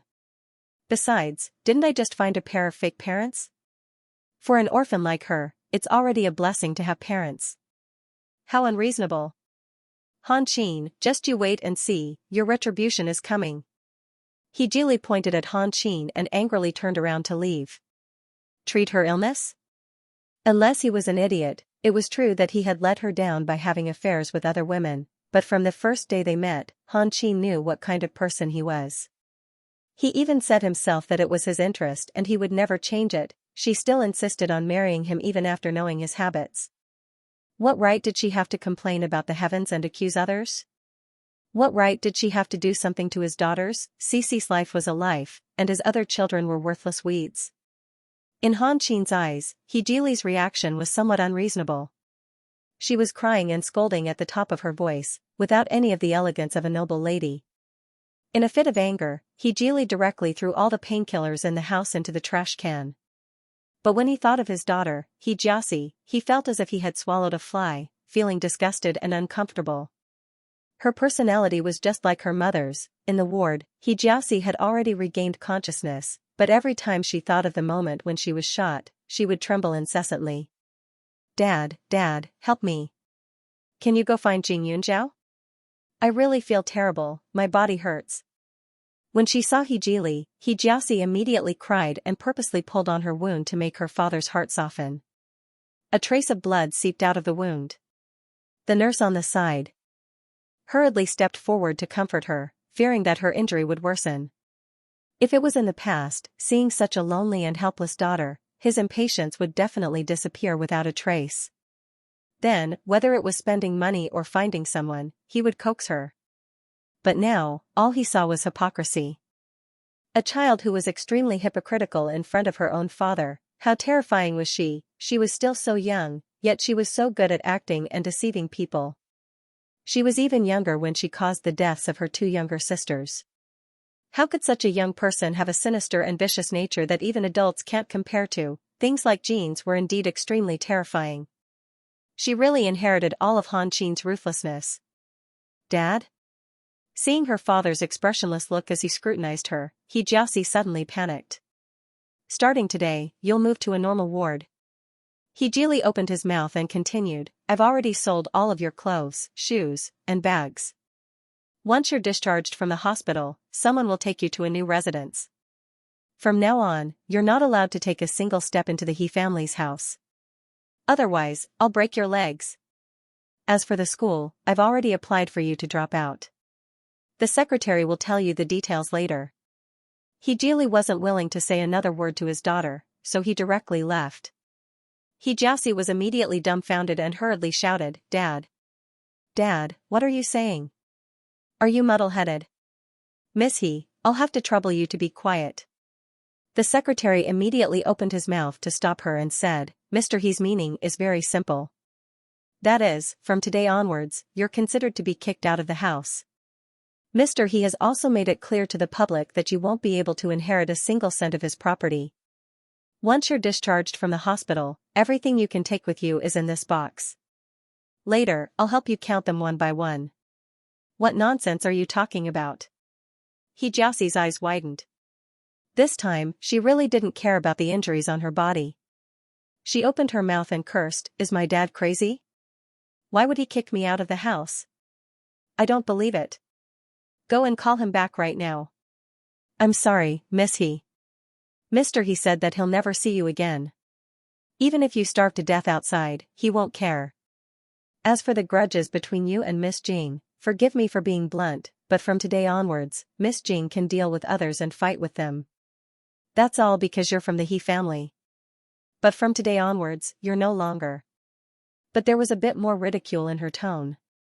As the real Miss He, Xianxia was usually unavoidably arrogant and despotic. This secretary could only endure it in the past, but now, she could finally vent her resentment. Xianxia, however, didn't believe her. She began to point at the secretary, quarreling and scolding her. Not long after, her wound opened up and she made another ruckus. Hejili was an extremely fickle person, but he was also a bit of a male chauvinist. He always treated his women with incomparable leniency and was very opinionated when it came to women. That's why Han Qin could sit firmly in the position of Mrs. He for so many years. Han Qin didn't have much status or background. When she was young, she completely relied on her outstanding face to win the position of Mrs. He. It was just that she could hold on to this position in the past, but now, she naturally couldn't. He Geely was extremely fast. He directly went through the divorce procedures with her. Of course, Han Qin wasn't happy, but He Geely had evidence of the mother and daughter's murder, so Han Qin could only admit defeat. On the day of the parent-teacher conference, He Geely once again appeared in front of Jing Yunzhao. But this time, he came to tell Jing Yunzhao about Han Qin and her mother's situation. It could be said that he stayed out of the matter. Everything was within Jing Yunzhao's expectations. It would be strange if He Geely could forgive Han Qin and He Jiaxi for killing his two daughters. Mr. He, I believe you have the phone numbers of your ex-father-in-law, mother-in-law, and brother-in-law, right? Jing Yunzhao asked He Geely. He Geely nodded. Even though he didn't know what Jing Yunzhao wanted to do, he still cooperated and wrote down his phone number and address. The houses that the Han family used to live in were all under my name. Now, I've already taken back all the houses and moved them all to a small broken courtyard in the city. He Geely was full of anger when he thought of the Han family. He really spent money to raise a bunch of vermin. In the past, for the sake of his wife, he was very good to the Han family. Not only did he give them cars and houses, he even arranged for the Han family's children's school. Now that he and Han Qin were divorced, he naturally wanted to take back everything that he had given her. That's good. Jing Yunzhao smiled and took the address and phone number. Han Qin and He Jiaxi used her parents' name to humiliate her. Now, she wanted to let them feel what it was like to be schemed against by their own family. How could people not feel resentment when they suddenly fell from a high pedestal after staying for a long time? Even if Han Qin's parents blamed her, what about her brother and sister-in-law? They would live under the same roof in the future. Their good days would be long. Jing Yunzhao's smile made He Geely's heart tremble. After he called her, he quickly left. He really didn't want to stay with this little girl at all. Jing Yunzhao looked at the back of the car as it left, and the corner of her mouth hooked up into a smile. The He family was just like this. She didn't do anything to He Geely not because she forgave his connivance and acquiescence, but because she knew she didn't need to do anything. He Geely's body had obviously lit up a red light. At most, in 10 years, he would definitely be sick. Those who indulged too much would age faster than ordinary people. At that time, his women and children wouldn't be idle. They would line up one by one to scheme against him. How reliable could a relationship built with money be? Jing Yunzhao turned around and walked into the campus with a smile. Early in the morning, the campus was extremely lively. The students had arrived an hour earlier, and the parents had also walked in with solemn expressions. Some people looked serious while some looked proud. Those who knew each other exchanged pleasantries while those who didn't know each other nodded and smiled. In the class, the students sat upright and still, each of them extremely nervous. However, the teachers revealed amiable smiles as they watched the parents of the students walk into the classroom one by one. She's not here yet. Look, I'm going to win.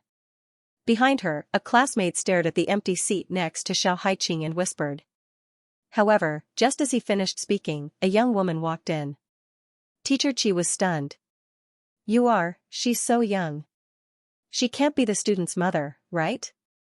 Could it be his elder sister? Hello, teacher. I'm Xiao Haiqing's auntie. Jiang Rong looked uneasy.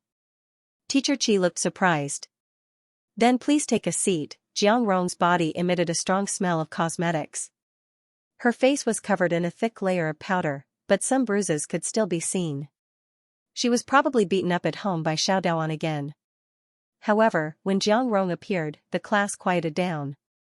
Everyone stared at this legendary stepmother. Hi, Qing. I'm late. I'm sorry. Jiang Rong trembled with fear. Xiao Haiqing glanced at her. Auntie Jiang, why are you so polite to me? In the past, you were either busy or your son wasn't feeling well. It's rare for you to squeeze out some time. I can't thank you enough. Xiao Haiqing smiled gently, but but Jiang Rong was shocked, her body trembling slightly. The reason why she was late today was because Ning City and Huaning County were separated by a few hours of driving. She had already set off before dawn. However, because she had woken up too early, she had provoked Xiao Daoan's temper and was beaten up by him. So, sorry. Jiang Rong quickly said. Xiao Haiqing's face turned cold. Auntie Jiang, are you trying to make up for the past few years of apologies all at once? Jiang Rong immediately fell silent. In the past, she had never been afraid of Xiao Haiqing, but now, she was scared to the bone. She was always very sensible and obedient in front of Xiao Daoan. She didn't make a fuss, but one sentence from him could make her life difficult. Recently, she had been beaten up by Xiao Daoan too many times, and she had thoughts of divorce. However, Xiao Haiqing had used some unknown method to get her private parts from James. If word got out, she could only die. Jiang Rong sat restlessly by Xiao Haiqing's side, which made others feel a little strange. Even Su Chu had a face of confusion, not knowing what was going on. Cousin, this bad woman won't say bad things about Haiqing in front of the students, right? I really don't understand why Xiao Haiqing asked Jiang Rong to come. What if she causes trouble? Su Chu was a little worried. You're a well-fed person who doesn't know the suffering of the hungry. Jing Yunjiao smiled and said. She was probably the only one here who could understand Xiao Haiqing. In this kind of situation, everyone had their parents by their side. Even if their parents weren't there, there would be an elder by their side. However, she and Xiao Haiqing had always been the same person. It was fine if they had to accept the strange looks of their classmates, but they also had to receive the attention of their parents. During the week before and after the parent-teacher conference, they had to endure this kind of gaze. Sympathy was the most hurtful. It would remind you again and again that you were pitiful, helpless, and lowly. The reason why she didn't care now was because she had grown up from this age. However, at this time in her previous life, she also felt embarrassed. Having someone come was better than having no one by his side. Moreover, what Jiang Rong was doing now was something she hated the most in the past, but she could only do it again and again to fulfill her responsibilities. That feeling was the most torturous for her.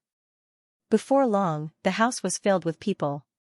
Su Chu and Gan Jinchen frowned as they stared outside. That's strange.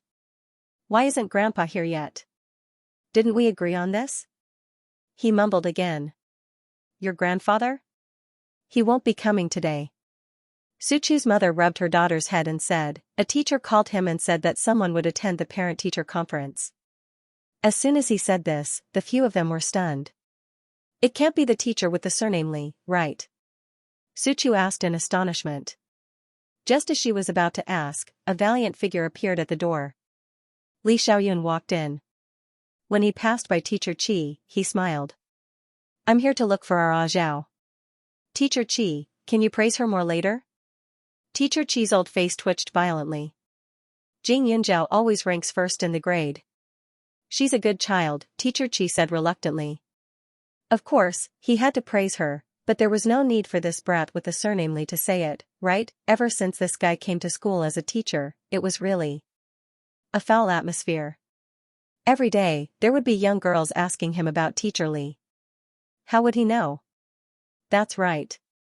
Our Zhao is not only good-looking, but also has a high IQ. Teacher Qi, you're really lucky to have met such an outstanding student. As he spoke, he walked toward Jing Yunjiao under everyone's speechless gazes. Teacher Qi's old face stiffened a little, as if it was his first time meeting Li Xiaoyun. Usually, he had never seen him boast so much. Usually, when he spoke, he had a look of contempt for everything. His aura had always been incomparable, but now, he actually looked a little gentler. Li Xiaoyun's appearance was outstanding. Everyone looked at him a few more times without sleep. They only saw him walk to Jing Yunjiao's side and sit down with a calm expression. He really looked like Jing Yunjiao's elder. However, when Li Xiaoyun saw Su Chu and Gan Jinchen, their expressions turned bitter. They had given away a month's worth of pocket money. In the future, the two of them could only freeload. It was too pitiful. Little brother, are you Jing Yunjiao's big brother or? Someone behind looked at Li Xiaoyun's back and asked. Jing Yunjiao's grades were so good. As parents, they naturally wanted to know her learning methods. However, they had never seen her parents come before. Sometimes, Jing Yunjiao was like a taciturn gourd. They couldn't get anything out of her. Now, it was different. It was rare that there was someone who could speak on behalf of Jing Yunjiao. Li Xiaoyun leaned to the side and took the cigarette from the other party. He said, "For now, I'm her big brother." "For now?" The other party was taken aback and smiled. "Classmate Jing Yunjiao is really lucky to have such a handsome brother like you. But can I ask, what kind of books does your sister usually read? What's her daily schedule?" The uncle behind him asked again. Li Xiaoyun raised his eyebrows and glanced at Jing Yunjiao. Then, he looked at the boy beside the uncle who spoke and said, "Our Zhao reads all kinds of books. She has a photographic memory and is born smart." What he meant was that they wouldn't be able to learn it even if they asked. Li Xiaoyun's mouth curled up. After saying that, the uncle's face stiffened and he laughed dryly. The boy beside him tugged at the corner of his father's clothes and whispered, "Dad, don't ask. This is our class PE teacher." The teacher that all the boys in the class were most afraid of was this Li Xiaoyun in front of them. Every time it was physical education class, he would torture them. Moreover, he was famous for being a smiling tiger. He looked like a gentleman, but in fact, he was a pervert. "Oh? So you're a physical education teacher. What's your name?" The father's eyes lit up as he quickly asked. "Li, Mr. Li, nice to meet you." The father said politely and glared at his son before saying, "I heard that all the other classes have cancelled their PE classes except for the first class. Isn't that not very good? Actually, I don't mean anything else. It's mainly because we're in our third year of high school. We should focus on our studies. Physical education shouldn't be that important." As soon as he said that, his son beside him rolled his eyes. He carefully glanced at Li Xiaoyun and quickly lowered his head. When the uncles and aunties nearby heard this, they all gathered around. "I think it's time to cancel it. Aren't all the students in this class elites? Since they're elites, we shouldn't waste time on this kind of thing. Don't you think so? Mr. Li, don't you think it's better to give this PE class to others in the future? Previously, when my son came back, he complained that the PE class was too tiring." The surrounding voices almost buried Li Xiaoyun. Jing Yunjiao lowered his head and couldn't help but chuckle. He seemed to be taking pleasure in Li Xiaoyun's misfortune. Who asked him to walk over in such a high-profile manner? The parents' voices grew louder and louder. Soon, almost everyone in the class was discussing the physical education class. Even Teacher Qi was blocked by everyone's words. He looked embarrassed and helpless. Every year at this time, the parents would be like wolves and tigers. They couldn't wait for their children to work hard 24 hours a day. "Teacher Qi, say something. When will our physical education class be cancelled? We can't joke about our children's future, right?" A parent immediately said. The corner of Teacher Qi's mouth twitched. There were only 2 physical education classes a week. How could it be related to their future? "This is the school's decision," Teacher Qi said hesitantly. "Then why are the other classes different from class 1? Someone asked again. At this moment, Li Xiaoyun snorted. "Students who don't want to attend physical education class can come and have a chat with me. Do you?" With a simple sentence, the room instantly fell silent. "Mom, stop talking." If they continued, wouldn't they be even more miserable in class in the future? Although physical education class was tiring, it was also very interesting. Teacher Li had also taught them many self-defense skills, which were very practical. "What do you mean stop talking about? This matter concerns their studies. There's no room for discussion. Do you think I don't know what physical education class is for? If you have the time to play, you might as well read more books." A loud voice immediately said. This shout immediately caused the atmosphere in the room to turn serious. All of them lost their previous politeness and began to protect their children. Li Xiaoyun pulled Jing Yunjiao to her feet and walked to the front. He said, "It seems like everyone cares about their children's future. That's why you're willing to sacrifice their health." "What do you mean by that?" a parent asked. "The children in class 1 have better grades, right?" Li Xiaoyun asked with a faint smile. that's right, the person below replied. There was a hint of pride in his tone. Li Xiaoyun raised his eyebrows and continued, our Zhao knows some medical skills. Why don't we let her speak? With that said, he looked over with a smile. Jing Yunjiao's eyelids twitched. She was even more speechless when she saw the puzzled looks on everyone's faces. However, even though Li Xiaoyun had deliberately dragged her into the water, she still agreed with the theme that he wanted to express. Students, most of your good grades come from reading books without eating or sleeping. However, it's not good for your body if your nerves are tense or your eyes can't relax.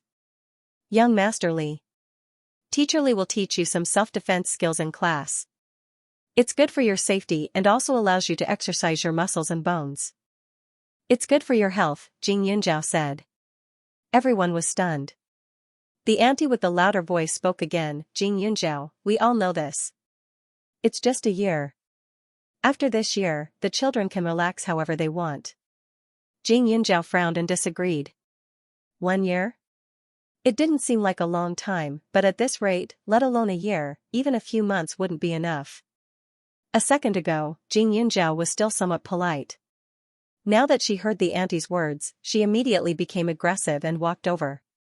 She glanced at the auntie's son and reached out to grab his wrist to check his pulse. After a while, she snorted and said, Auntie, your son's face is pale and there are dark circles under his eyes. It's obvious that he hasn't had a good rest recently. He probably goes to bed after midnight every night, right? Today is the parent-teacher conference. Look at his nervous face and cold sweat. He's obviously afraid that you'll be dissatisfied with him.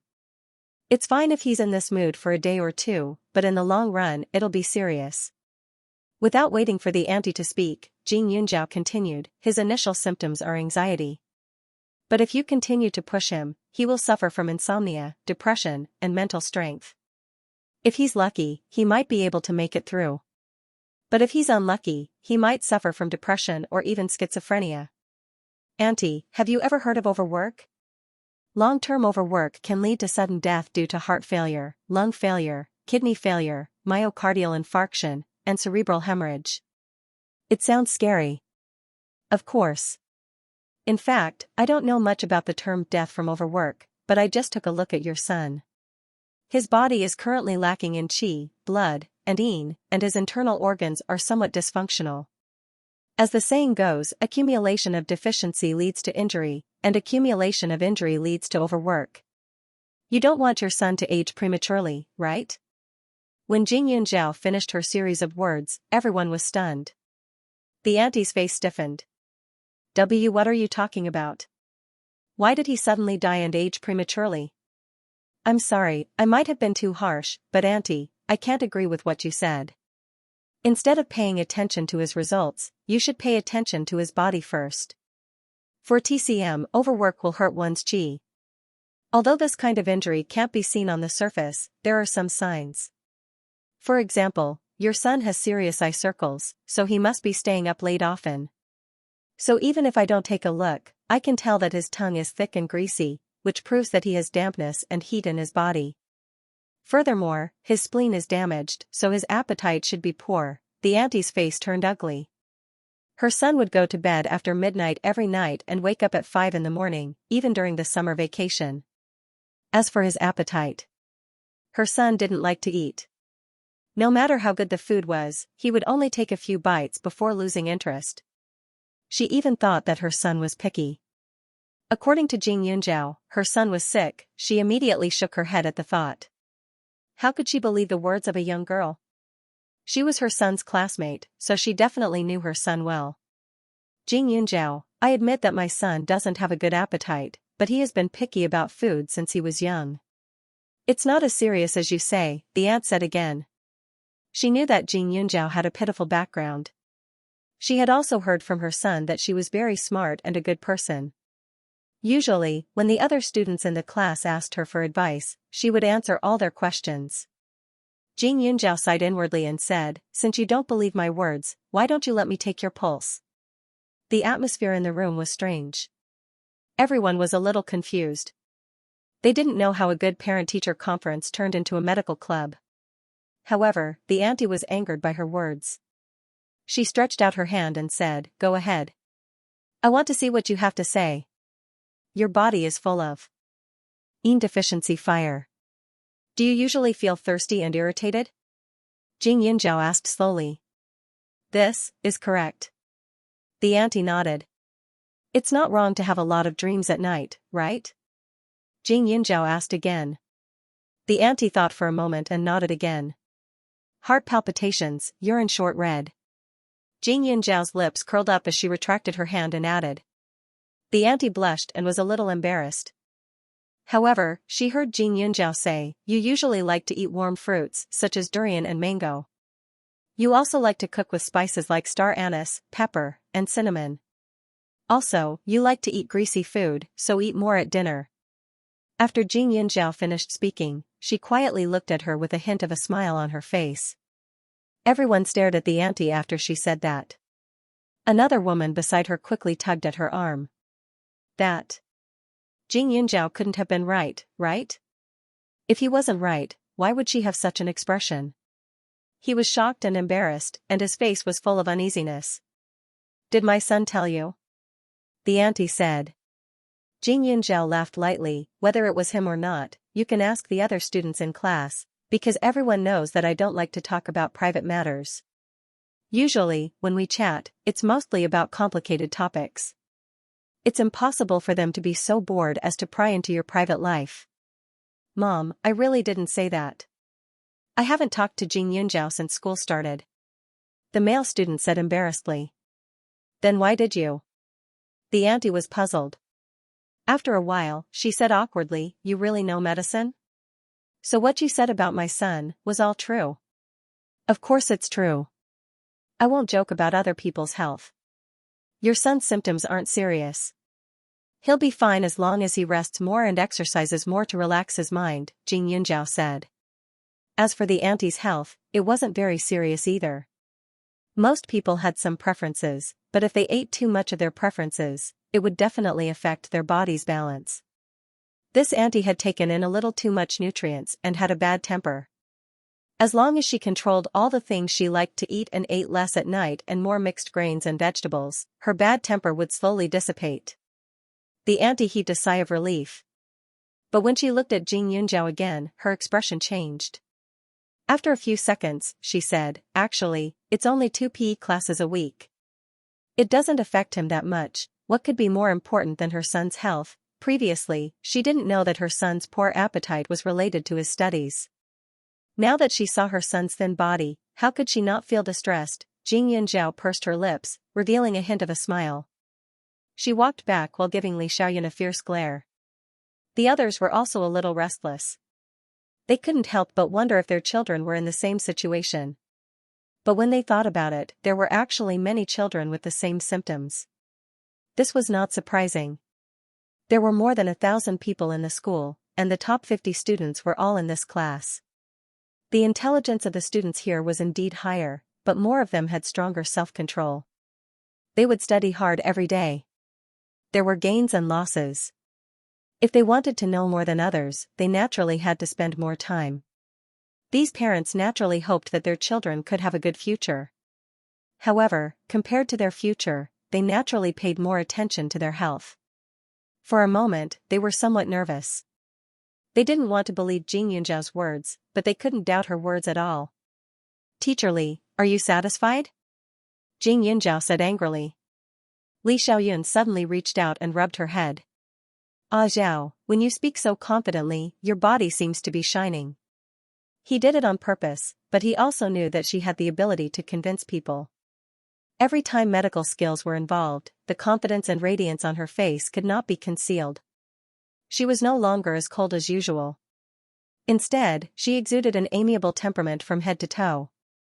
There was a smile at the corner of her mouth, and her gaze was firm and gentle. The tone of every word she spoke was completely different from usual. Seeing her like this, he even forgot his own identity and wished that he could become her patient. To him, she was simply charming. Jing Yinzhao struggled and pushed Li Xiaoyan's hand away, only to see him staring at her gently. There seemed to be a hint of worship. "Li Xiaoyun, are you all right?" Jing Yinzhao was speechless. Ah Zhao, I think I. Li Xiaoyun paused halfway and swallowed the rest of his words. There were some things he could not say now. This was the first time he realized that time passed so slowly. Jing Yunzhao was still a high school student. It was suffocating. What? Jing Yunzhao looked up. Li Xiaoyun smiled. Nothing. I just think you're so amazing. Can the boys in this class stand it? If you fall in love early, I'll be angry. Not only would he be angry, but if any pig dared to take his cabbage, he would definitely slaughter it. Li Xiaoyun, your image in my heart has already collapsed, Jing Yunzhao choked out. She even suspected that the Li Xiaoyun in front of her and the Li Xiaoyun in front of her were not the same person. Perhaps they were twin brothers. You'll find that it collapses even more in the future. Li Xiaoyun laughed and his voice came faintly. The big bad wolf in his body had been holding back for a long time. He really wanted to swallow this girl right now. The two of them spoke very softly, but the room was noisy. They went from discussing the physical education class to discussing when the children went to bed. In the end, almost all of them realized that their children did not have more than 7 hours of rest. On average, they only had 5 or 6 hours of rest. This kind of time was almost unbearable for adults. It would have been fine if it was just a few days, but ever since school started, or even since the last school year, it had not changed. It was no wonder that the children were all listless. They were all like wilted flower buds. With so many discussions, guilt came quickly. Suddenly, the atmosphere in the class seemed to have changed. There were even a few aunties who were so distressed that they were about to cry. Not only was Teacher Chi shocked, but even the other students couldn't react in time. Were these still the parents who wanted them to study 24/7? Didn't they come to school to talk about results? Why did they suddenly, Ah Zhao, sorry, Ah Zhao is my name, Li Xiaoyun retorted. The other party was stunned for a moment before he changed the subject and said, Yun Zhao? Can you take a look at my daughter? How is her health? She doesn't have a good appetite either. Oh right, her stomach hurts. Jing Yunzhao glanced at the female classmate. Naturally, he recognized her. He said, I know her. Her stomachache is probably caused by eating too quickly. The food that isn't chewed properly causes a burden on the digestive system, so it's easy to have stomachache. I see. The auntie sighed and glared at her child. You child, why are you in such a hurry? You're not allowed to eat lunch in the cafeteria anymore. Let's go home. Mom will cook for you. The girl stuck out her tongue and grinned at Jing Yunzhao. The next second, she was pulled back. However, just as one person left, the other students' parents also walked over. Some of them still didn't quite believe it, so they purposely tested Jing Yunzhao. They found that Jing Yunzhao had absolutely nothing to be suspicious of, so their attitude towards her became better and better. Teacher Li, you're really lucky. Jing Yunzhao is so capable at such a young age. People kept wandering in front of Jing Yunzhao. It was unknown who suddenly said this. When Xiao Haiqing and the others beside Jing Yunzhao heard this, they could not help but laugh out loud. If they remembered correctly, when Li Xiaoyun first entered the door, there were people who were envious of Jing Yunzhao for having such a handsome brother. Who would have thought that in the blink of an eye, things would change? Yunzhao, I really admire you. We both studied medicine, how could I be so stupid? Gan Jinchen was completely convinced. Do you want me to praise you to comfort you? You know I'm not that kind of person. Jing Yunzhao looked at him and said. Gan Jinchen's mouth twitched. Suchu and Gan Jinchen's parents couldn't help but praise Jing Yunzhao. They naturally knew medicine, but they didn't think too much about it just now. Jiang Rong's expression had completely changed, and the shock in her eyes was self-evident. Jing Yunzhao had saved her son before, but at that time, she thought that it was just common knowledge in first aid. She only thought that Jing Yunzhao's reaction was fast. And her courage was big, but she didn't think that Jing Yunzhao actually had the ability to save him. Moreover, the way she talked about those illnesses just now was indeed very attractive, making people subconsciously listen. Although there were some things that they couldn't understand at all, they inexplicably felt that it was very reasonable. That influence was extremely strong, and it could even change the minds of so many people in such a short time. No wonder Xiao Haiqing changed so much. There must be someone around her who could influence her. Recently, she had been dreaming often. In her dreams, Xiao Haiqing couldn't fight her at all and was firmly held in her hands, but when she woke up, it was all for nothing. Thinking about the suffering she had suffered recently, Jiang Rong's face turned pale and she felt uncomfortable. Xiao Haiqing felt it and smiled gently. Auntie Jiang, you don't seem to be feeling well. Since that's the case, let Yunjiao take a look for you. After saying that, she grabbed her wrist and pressed it on the table in front of Jing Yunjiao. Jiang Rong was in pain, but she tried her best to endure it. A 5-fingered red mark appeared on her wrist, and it was a shocking sight. Jing Yunjiao did not refuse and raised his hand to take her pulse. But when he touched her wrist, a trace of surprise flashed through his eyes. He glanced at Jiang Rong and whispered in Xiao Haiqing's ear, "Jiang Rong is pregnant." Xiao Haiqing raised her eyebrows. "Pregnant? How long?" Xiao Haiqing asked. "About a month ago." "His pulse is still very light," Jing Yunjiao said. Xiao Haiqing was stunned for a while, but then she smiled. Almost a month? Since that was the case, it was hard to say who it belonged to. She was pregnant at almost the same time as she had sex with James.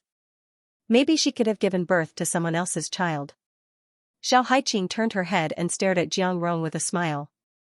Jiang Rong felt a chill run down her spine. "Haiqing, what's wrong?" Jiang Rong looked like a frightened little wife. "Nothing. I'm just surprised that Auntie Jiang's body is so healthy," Xiao Haiqing said with a smile. This child could be father's, or it could be James. But if father knew, he would definitely ask Jiang Rong to abort the child. But whether to keep the child or not, she still needed to consider carefully. She already had a younger brother, so it didn't matter if she had another one. But if it wasn't her younger brother or sister, Jiang Rong's life would be even worse. Unfortunately, she longed for her miserable days to come. "Yunjiao, can you give me some pregnancy medicine later?" Xiao Haiqing said with a smile. Jing Yunjiao nodded. Xiao Haiqing said to Jiang Rong, "Auntie Jiang, I'll tell father that from today onwards, you don't have to come back to Ning City. I'm already in my 3rd year of high school and need someone to take care of me. What do you think?" Hearing Xiao Haiqing's words, Jiang Rong's face stiffened, but she immediately nodded. Okay. If she didn't return to Ning City, it meant that Xiao Daoan wouldn't touch her during this period of time. When she was in Ning City, although she wanted to go back to her parents' home, every time she went back, Xiao Daoan would immediately invite her back. Her parents couldn't keep her for long, and once she was brought back by her husband, she would definitely be taught a lesson. Although Xiao Haiqing's attitude was strange now, at least Xiao Haiqing wouldn't take the initiative to make a move on her. Jiang Rong was surprised and happy. Xiao Haiqing looked at her expression, and a trace of a contemptuous smile appeared in her eyes. At this time, the atmosphere in the class slowly became more amiable. Teacher Qi sorted out the results of the class and the situation with the parents, and the parent-teacher conference proceeded smoothly. The attitude of the students in the class towards Jing Yunjiao became better and better, especially those students who were originally under a lot of pressure. Their parents had more or less changed, causing them to be able to relax a little. Naturally, they were full of gratitude towards Jing Yunjiao. However, Jing Yunjiao had the same attitude from beginning to end. He was neither arrogant nor rash, which made people have a good impression of him. As soon as the parent-teacher conference ended, Jing Yunjiao contacted the parents and brothers of the once incomparably glorious Mrs. He. A few months later, in an ordinary courtyard in Ming City, Han Qin was lying on the bed. She had just eaten painkillers that she spent a lot of her private money to buy, so that she could sleep peacefully. However, the door was kicked open by someone, and another woman directly pulled Han Qin from the bed. "Sister-in-law, let go. I didn't sleep well last night, I want to rest now." Han Qin immediately struggled. The Han family's sister-in-law stared at her sister-in-law in disgust. "You want to rest? You've moved here for so long, but you haven't done any work. You were used to being a rich family's wife, so we won't say anything. We won't let you go out to work, but you should at least do some housework. Now, you have to stretch out your hand and open your mouth every day. Do you think your brother and I are nannies or servants?" After all, Han Qin was once a member of the He family. He Geely wouldn't be so heartless as to completely cut off all ties with her. Even if they couldn't remarry, he should at least give her some alimony. However, they didn't expect that the reality was completely different from what they had imagined. Not only did they have no money, they even took back all the assets they had accumulated over the years. Her husband used to work in the He family's company, but he was fired now. The whole family didn't even have a job and could only rely on their savings. Not only that, they even had to send Xianxia over today. There was going to be another freeloader in the family. When Han Qin heard that her sister-in-law was so rude, she immediately became angry. I've helped you a lot over the years. Now that I'm not feeling well, I just need you to take care of me.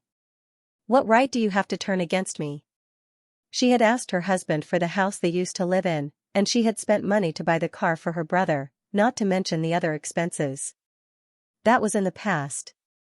What's more, the things you gave us are gone now. The Han family's sister-in-law didn't back down. In the past, the Han family had benefited from Han Qin. Although they weren't a rich family, they were still better than the poor. Their days were very comfortable, and they had even gotten used to their position after so many years. They didn't expect that one day, they would fall from heaven to hell.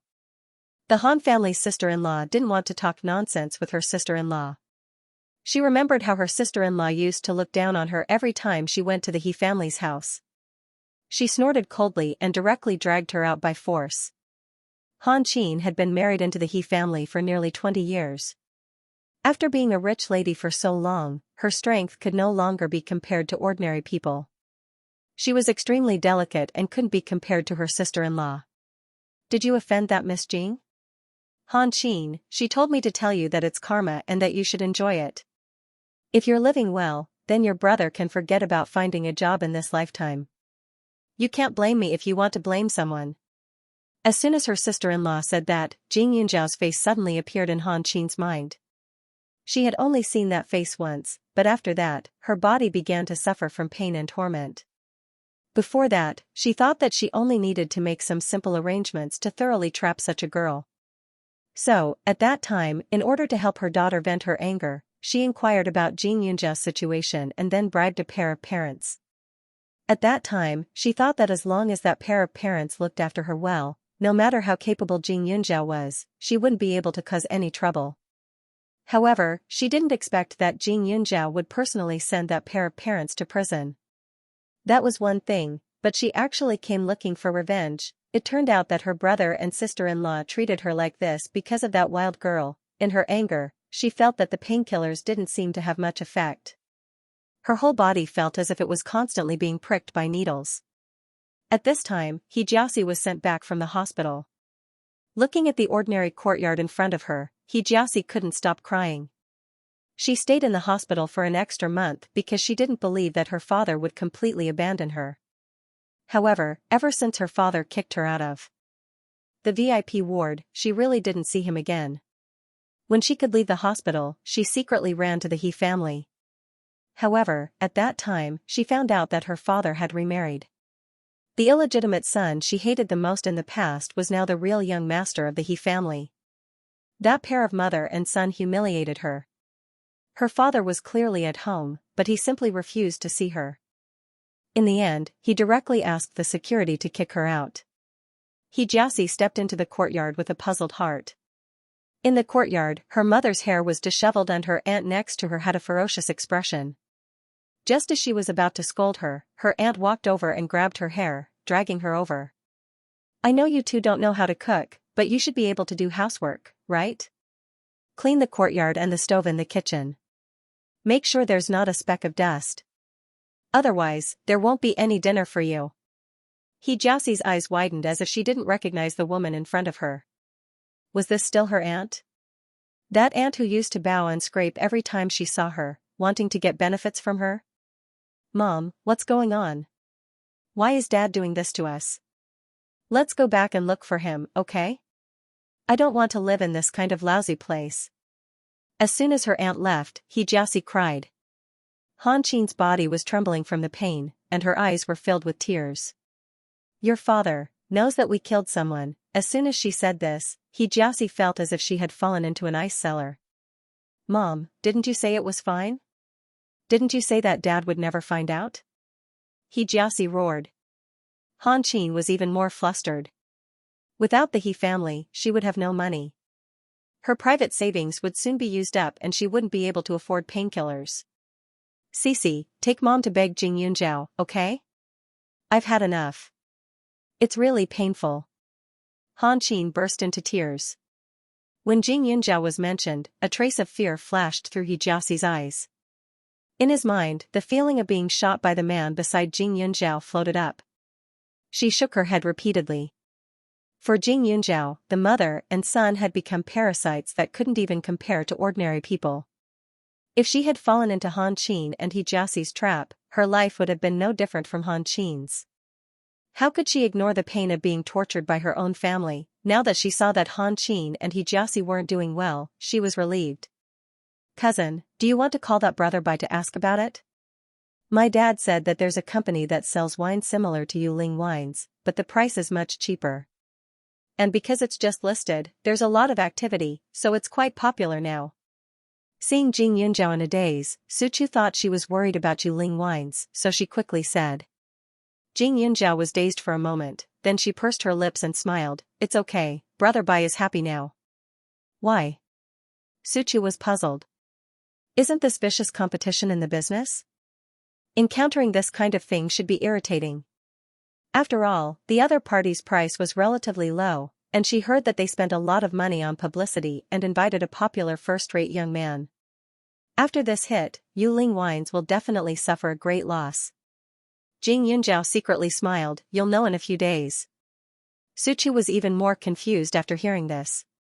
Jing Yunjiao chuckled and didn't say much. When she went home at night, she called Pak Yuan to ask about the current situation. According to the original plan, because the other party's price was low, they snatched a lot of orders from Yuling Wines. At present, Yuling Wines was in a panic, but fortunately, it wasn't a listed company, and the capital chain was very complete, so there was no need to worry about a collapse.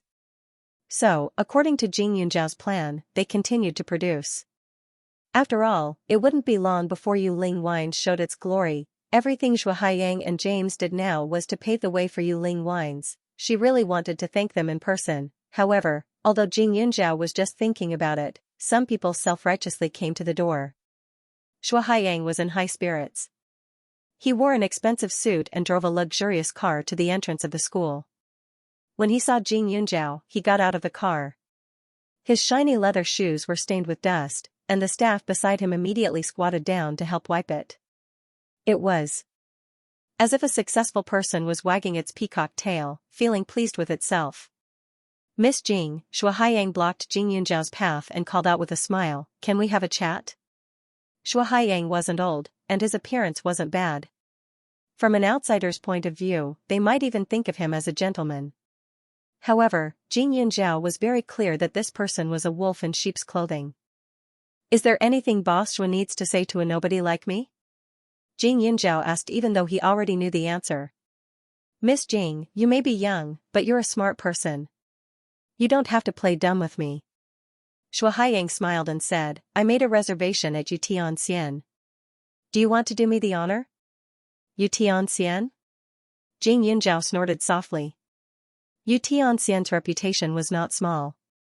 It seemed that Zhua Haiyang knew about it, but he did not know that she was also the third boss of Xianxia. That place was funded by Li Xiaoyun, managed by Du Lin, and opened with her providing the raw materials. In Du Lin's words, it was fine without Li Xiaoyun, but it couldn't do without her.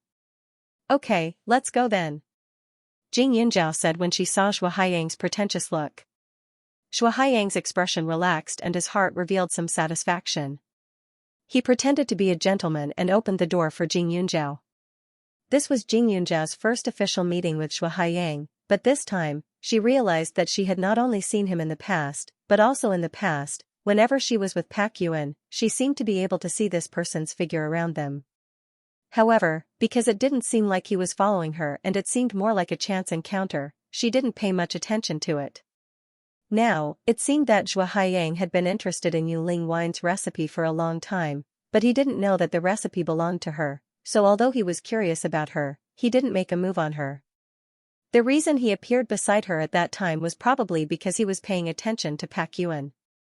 Jing Yunjiao remained silent the whole way, and when she arrived at the restaurant, she was led to a private room upstairs by the waiter. I've heard that the dishes here are excellent, and you can't find any restaurant in Ning City that tastes better than Tianxian. Miss Jing actually lives in Huaning County, so you should have tried it before, right? Shuo Haiyang smiled. His eyes seemed to be sizing her up, and there seemed to be a wretched expression that people didn't like. The waiter on the side was puzzled. He thought that Miss Jing had brought a guest over, but he didn't expect the other party to take the initiative to invite her. Since he invited Miss Jing, how could he not know her relationship with the owner? However, since Miss Jing didn't say anything, they naturally wouldn't open their mouths. I've been here. Jing Yunjiao concisely said, Mr. Zhua, if you have something to say, it's best that you say it quickly, because my time is limited.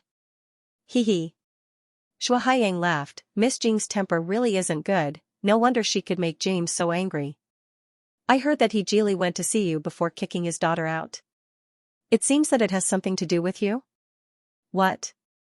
Is Mr. Shui here to denounce me? Come to think of it, you're James' dog, and He Jiasi is James' lover. It's only right that you seek justice for He Jiasi. Jing Yunjiao coldly laughed.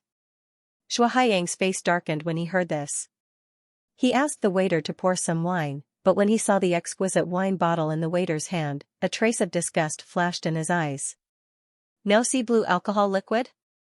Shuo Haiyang asked with a frown.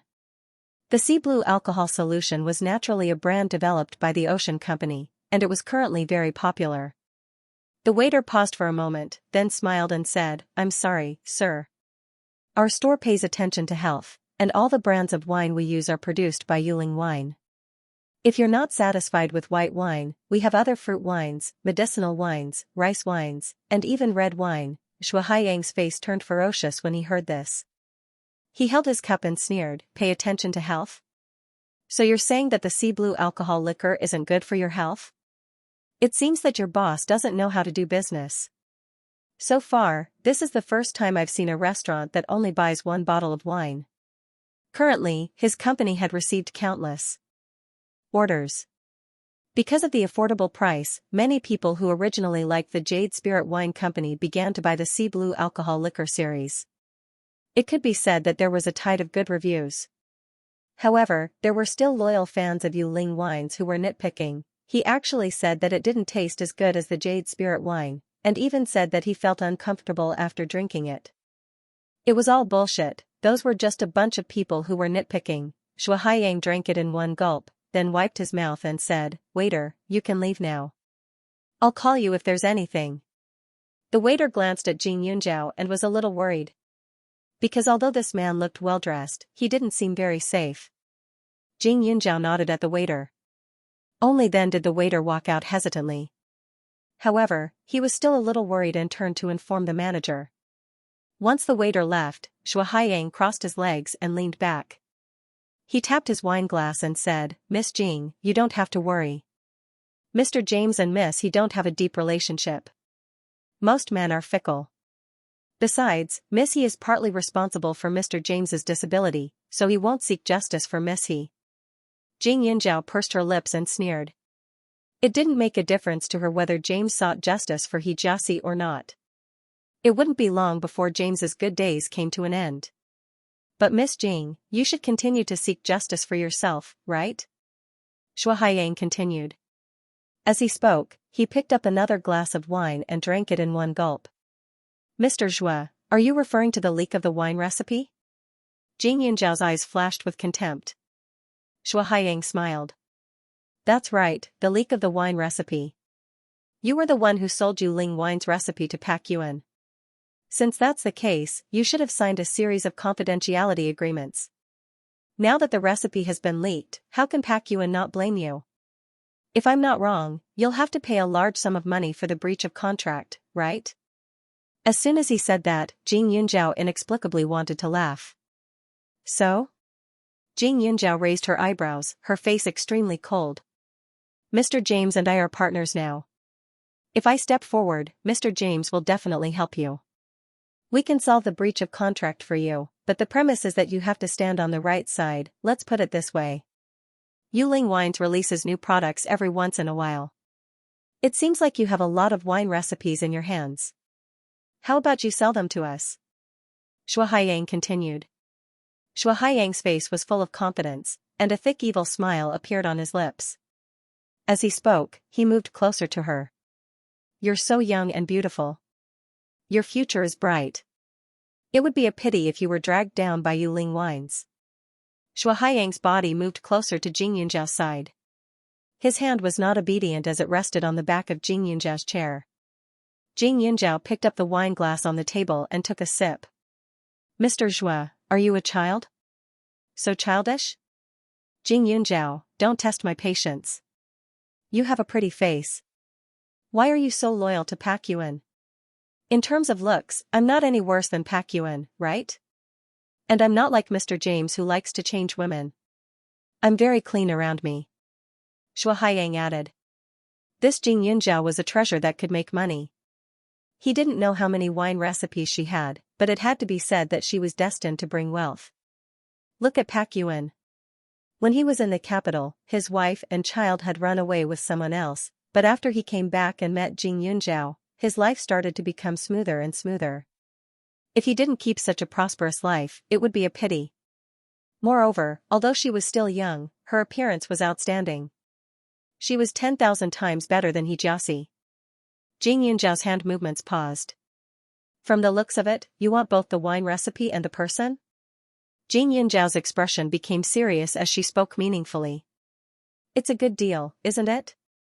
You give me the wine recipe, I'll give you money and protect you. As long as you're obedient, I can give you more in the future. You might not know this, but Yuling Wines won't be able to last much longer. I've already snatched most of their orders. I have Mr. James' help and hired the best publicity team. Now the whole city knows about the sea blue alcohol liquid. End of chapter 647. Don't forget to subscribe, like, and share the video to support the channel.